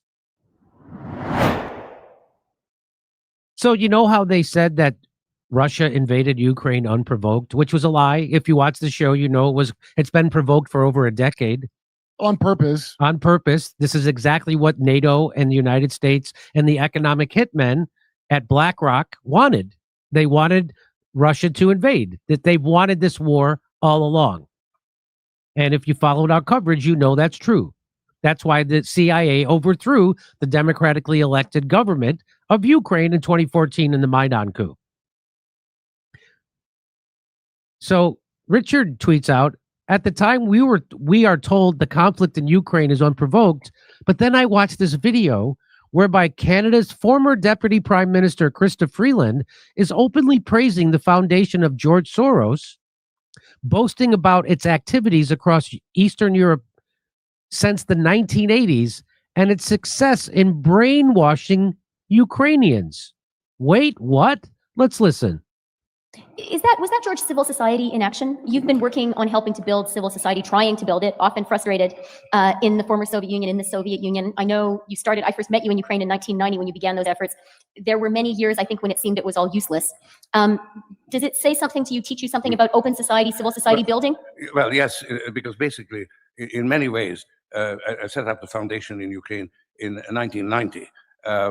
Which was 2 years before the independence of Ukraine. That was part. It was an offshoot of the foundation in Russia. You know, I set up a Cultural Initiative Foundation in the Soviet Union in 1987, and then we built this branch in Ukraine in 1990, the foundation, one of the things that the foundation did, gave a lot of scholarships and supported civil society. And the maturity of civil society 25 years later is, to a large extent, the work of the foundation. Yeah, and I will just offer my own personal testimony here. It's actually amazing in Ukraine, the new Ukrainian government, the new Ukrainian leadership. Everyone who I know in that group has been touched somehow by open society and by, like, literally. Either people personally got a scholarship or someone, you know, their wife got a scholarship. It's a really remarkable thing. Well, this was, for me, quite an experience to see this. And I didn't realize, actually, how big an effect it has had over a 25-year period, because those were students. 25 years later, they were leaders. So, George, the way you describe Ukraine, and you know that's where my own sympathy. So just so you know, George Soros, billionaire George Soros, has been doing what USAID, the CIA, what they normally do. He's been doing it inside Ukraine, brainwashing those people to want to secede and want to go to war with Russia. And now everybody in leadership in Ukraine, as they say, has gotten some money from George Soros. They've all been influenced by George Soros. Lie also is incredibly so, George, the way you describe Ukraine, and you know that's where my own sympathies lie also, is incredibly appealing. It maybe is another one of these fantastical objects, but not all Europeans agree with us. The leader of your own homeland, Hungary, has described Putin as a model, as a role model. We have political leaders across Europe. We have the Greeks right now making trips to Moscow. We have in France, Marine Le Pen having close contacts with Putin. How do you explain this influence, this appeal that Putin has in Europe? Yeah. Well, because they realize that Russia isn't their enemy and that this is an economic war started by NATO and the West, because they realize that. That's why. I think I can take a historical perspective, because I was very much involved in the collapse of the Soviet system. That was my debut as what I call myself a political philanthropist.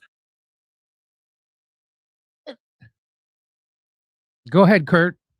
A political philanthropist? Is that what he just said? That's what he just said. So he donates his politics to the world. Yes. Wow. Thank you, George. And that's why a handful of billionaires run the world. And now his right-hand man is Donald Trump's secretary of the Treasury. Just so you know. It's a big club. You ain't in it. So Michael Cullum says Freeland is also the granddaughter of a literal Nazi propagandist, and she herself openly supports the neo-Nazi Banderite faction in Ukraine. Krista Freeland's granddad was indeed a Nazi collaborator, so much for Russian disinformation. That's from the Ottawa Citizen in Canada. That was after Yaroslav Hunka was given a standing ovation in the Canada House of Commons. That's, if you remember the story that Kurt's referencing. They brought a legit Nazi from World War II into the parliament in Canada, and they gave him a standing ovation. And then when it was revealed that they were giving a standing ovation to a legit Nazi from World War II, Justin Trudeau blamed it on Russian disinformation. No kidding, you can't make it up. Deputy Prime Minister Krista Freeland photographed marching with neo-Nazis holding up a Banderite scarf. There she is.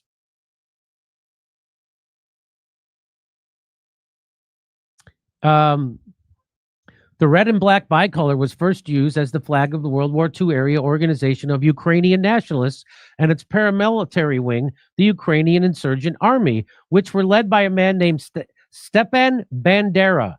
The OUN, they were fascist partisans that pursued an independent Ukrainian ethno-state purged of Russians, Poles, Jews, and other ethnicities. Bandera was a Nazi collaborator who led the most extremist and violent faction of the OUN, usually called the OUNB, to distinguish it from a different rival faction. During Nazi Germany's invasion and occupation of Ukrainian territory, the collaborationists carried out a number of massacres and atrocities, especially against the ethnic minorities like Jews and Poles. So they're backing legit Nazis who killed a bunch of Jews and Poles so they could get back at Russia. So that's who you're in bed with in Ukraine, is legit Nazis. We've told you this a million times. Slava Ukraine, which translates to glory to Ukraine, has become a somewhat fashionable way for Westerners to signify their own support for Ukraine against Russia. However, this slogan originated with the OUN as their equivalent of the German Nazis' Heil Hitler. And OUN members were instructed to exclaim the phrase while raising their right arm in the fascist salute. It is still done in this matter among Ukraine's far-right ultranationalist groups today. So they say Slava. When you're saying Slava Ukraine, it's the equivalent of saying Heil Hitler. I mean, it sounds dumb as shit anyway. It sounds like you're saying slobber Ukraine. Slobber, is that what you're saying? Slava. So there it is. That's there's George Soros bragging that he's been the guy pushing and backing these Nazis and influencing and brainwashing the people of Ukraine. So now all the leaders of the Ukrainian government have now been taken money and brainwashed by George Soros. Congratulations. Congratulations. Come see us in Australia, second.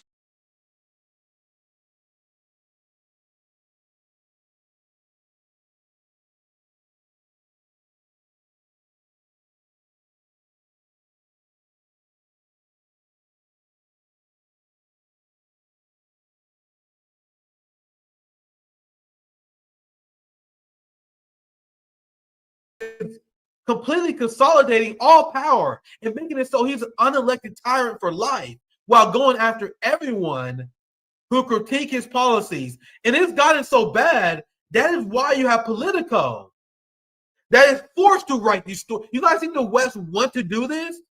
You guys think the West want to expose how this country they've been painting as a democracy is corrupt? Remember how Trump called out Zelensky for not having election? Do you guys think they want to do this? They're doing this because Zelensky in Ukraine is out of control right now.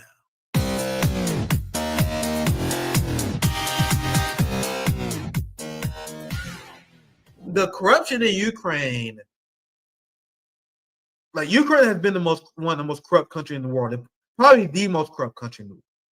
The mainstream media, they used to write about this. They used to be honest about the corruption in Ukraine. And then the Russian special military operation began. The West got their proxy war that they always wanted. And all of a sudden, Ukraine went from the most corrupt country in Europe, which that's the article directly written by the BBC. BBC, Washington Post, one of them wrote the story that the Ukraine is the most corrupt. It's a 10-year-old article. Then the second that the CIA got the war they wanted, the second that Europe got the war they wanted, then all of a sudden Zelensky was fighting for democracy. All of a sudden, Ukraine is a democratic country standing for the international rule of law. The same way they rewrote history about World War II, what we just covered, the same way they're rewriting history on Israel-Palestine. The ruling class, if we don't check them, if we don't stop them, they will rewrite history on everything. And we don't have our own propagandists. That's why I'm doing what I'm doing. I'm going to be telling these stories until the day that I die. I'm going to pass them on to my children, and to my children's children, and to my children's friends. It's our job as revolutionaries to prevent the ruling class from changing history, which they will in a second. You got little white boys that believed that white colonizers got along with the Native Americans. And they got along, they had Thanksgiving. The Native American, they were savages. They asked for it. If only they agreed to the peace treaties. If only they agreed to the peace treaties, the indigenous people, they would have been alive today. They ignore all the atrocities, the use of disease as a use of war, chemical warfare. Don't get me like every single thing they told you in history. I explained this 1,000 times. It's bullshit. That's why if you have a master's degree in history from the West, might as well throw it away. Doesn't mean anything. So for the last few years, they've been completely rewriting the history of Ukraine, saying that Ukraine is under authoritarian assault who want to destroy the democracy. Russia wants to destroy the democracy of Ukraine. But now, because the Zelensky regime received so much cover from the West, they got a PR gold mine. Not only did they receive a PR gold mine and a reset by the West, there were also Western media who was refusing to cover the corruption of the Ukrainian state. Like we covered how Ukraine banned opposition parties. We covered how Ukraine banned opposition media. We covered how Ukraine banned the right to collective bargaining. And what happens whenever you bring that up to a NATO leftist? Whenever you bring that up to Marianne Williamson, you saw my conversation with Rokana. I'm like, why you guys support a state that banned the right to collective bargaining? You call yourself a socialist. That is a fascist state. Quick question. What's one of the first things that the Nazis did in Germany? It wasn't to go after the Jews. It was to go after union organizers. They banned union organizing and they killed labor activists. So when we say that Ukraine is a Nazi regime, that is not hyperbole. When we say that Ukraine is a fascist state, that is not hyperbole. The first thing that fascists do is they go after labor and they go after dissent. And that is exactly what Zelensky is doing. Look, the dark side of Zelensky's rule. What do you mean the dark side? The entire regime is dark. The regime was born based on burning ethnic Russians alive who were protesting the Maidan coup that the CIA helped operate. The entire regime is dark. So when you have a regime that bans the Russian language, a language that over half the population speaks, how is that not rank fascism? When you ban the right to organize for workers, the Russian language, opposition parties, socialism, you're surprised that ethnic Russians in Luhansk and the Donbass don't want to be part of the Ukrainian regime, which is why via referendum, they voted to leave the fascist state of Ukraine because they didn't want to be under fascism. Why did no one in the NATO left ever talk about this kind of stuff?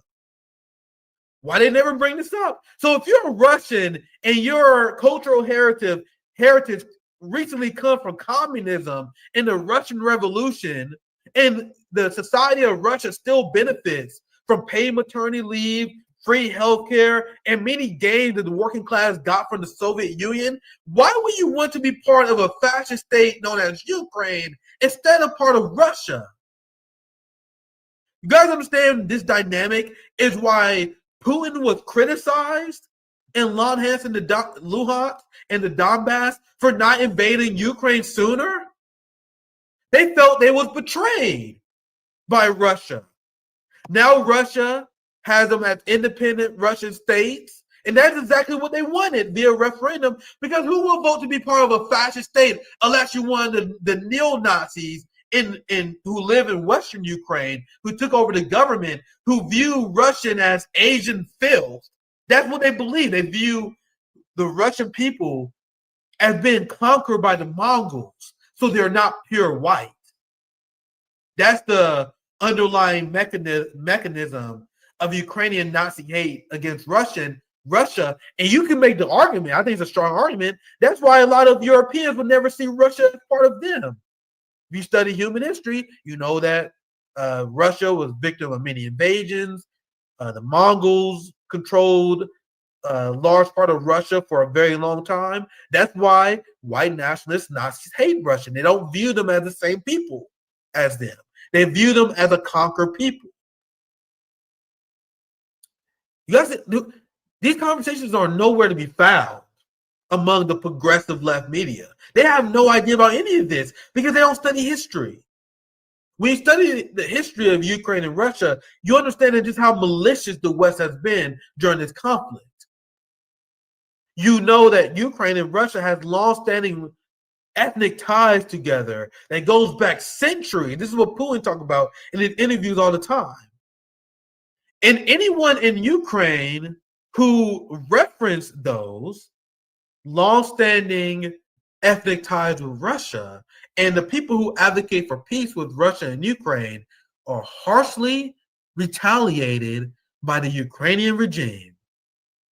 The Ukrainian regime, where free speech is non-existent, they have charged and prosecuted people who they view as agents of Russia for simply advocating for peace.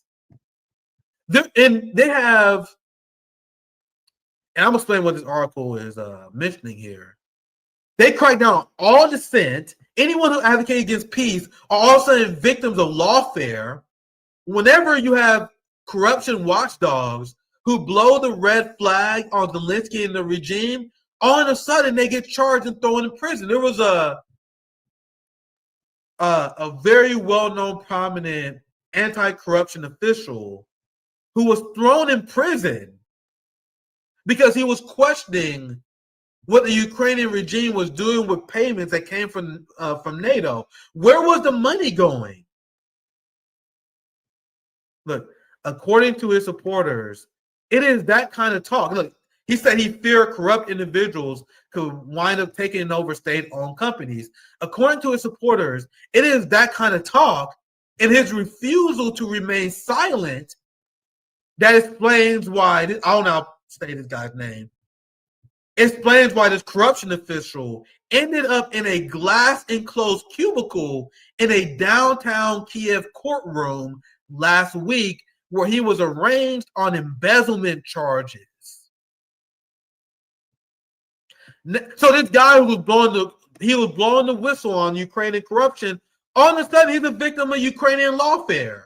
Look, opposition lawmakers and civil society activists are up in arms, labeling this as yet another example of Ukraine's leadership using lawfare to intimidate opponents and silence critics by accusing them of corruption or collaboration with Russia. What does that sound like to you? So essentially, anyone who advocates for coherent policy is deemed as a Russian agent and it faces direct retaliation by the Ukrainian regime, which people in the West justify because they say Ukraine is under martial law. Another thing they justify is the fact that Zelensky is not an elected leader. His term ended a long time ago. He refused to hold elections, which is another reason why Putin refused to meet Zelensky, because he said he would never meet with an unelected leader who is only waging war with them so he can maintain his martial law.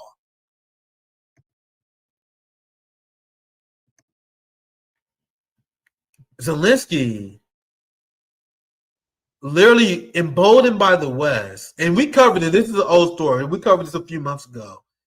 There was anti-corruption watchdogs that was independent from the Ukrainian government who was looking into things that was inconvenient for Zelensky. These are the people who was auditing the weapon sales and the money going to Ukraine. And they was like, bro, these numbers are not adding up. Why are these Ukrainian members of parliament buying properties all over Europe and washing money away? So instead of confronting this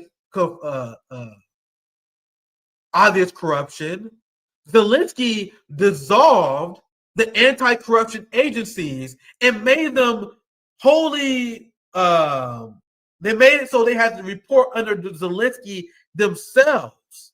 So there was independent organizations that was abolished by Zelensky. So Zelensky is completely consolidating all power and making it so he's an unelected tyrant for life while going after everyone who critique his policies. And it's gotten so bad, that is why you have Politico that is forced to write these stories. You guys think the West want to do this? You guys think the West want to expose how this country they've been painting as a democracy is corrupt? Remember how Trump called out Zelensky for not having election? Do you guys think they want to do this? They are doing this because Zelensky in Ukraine is out of control right now.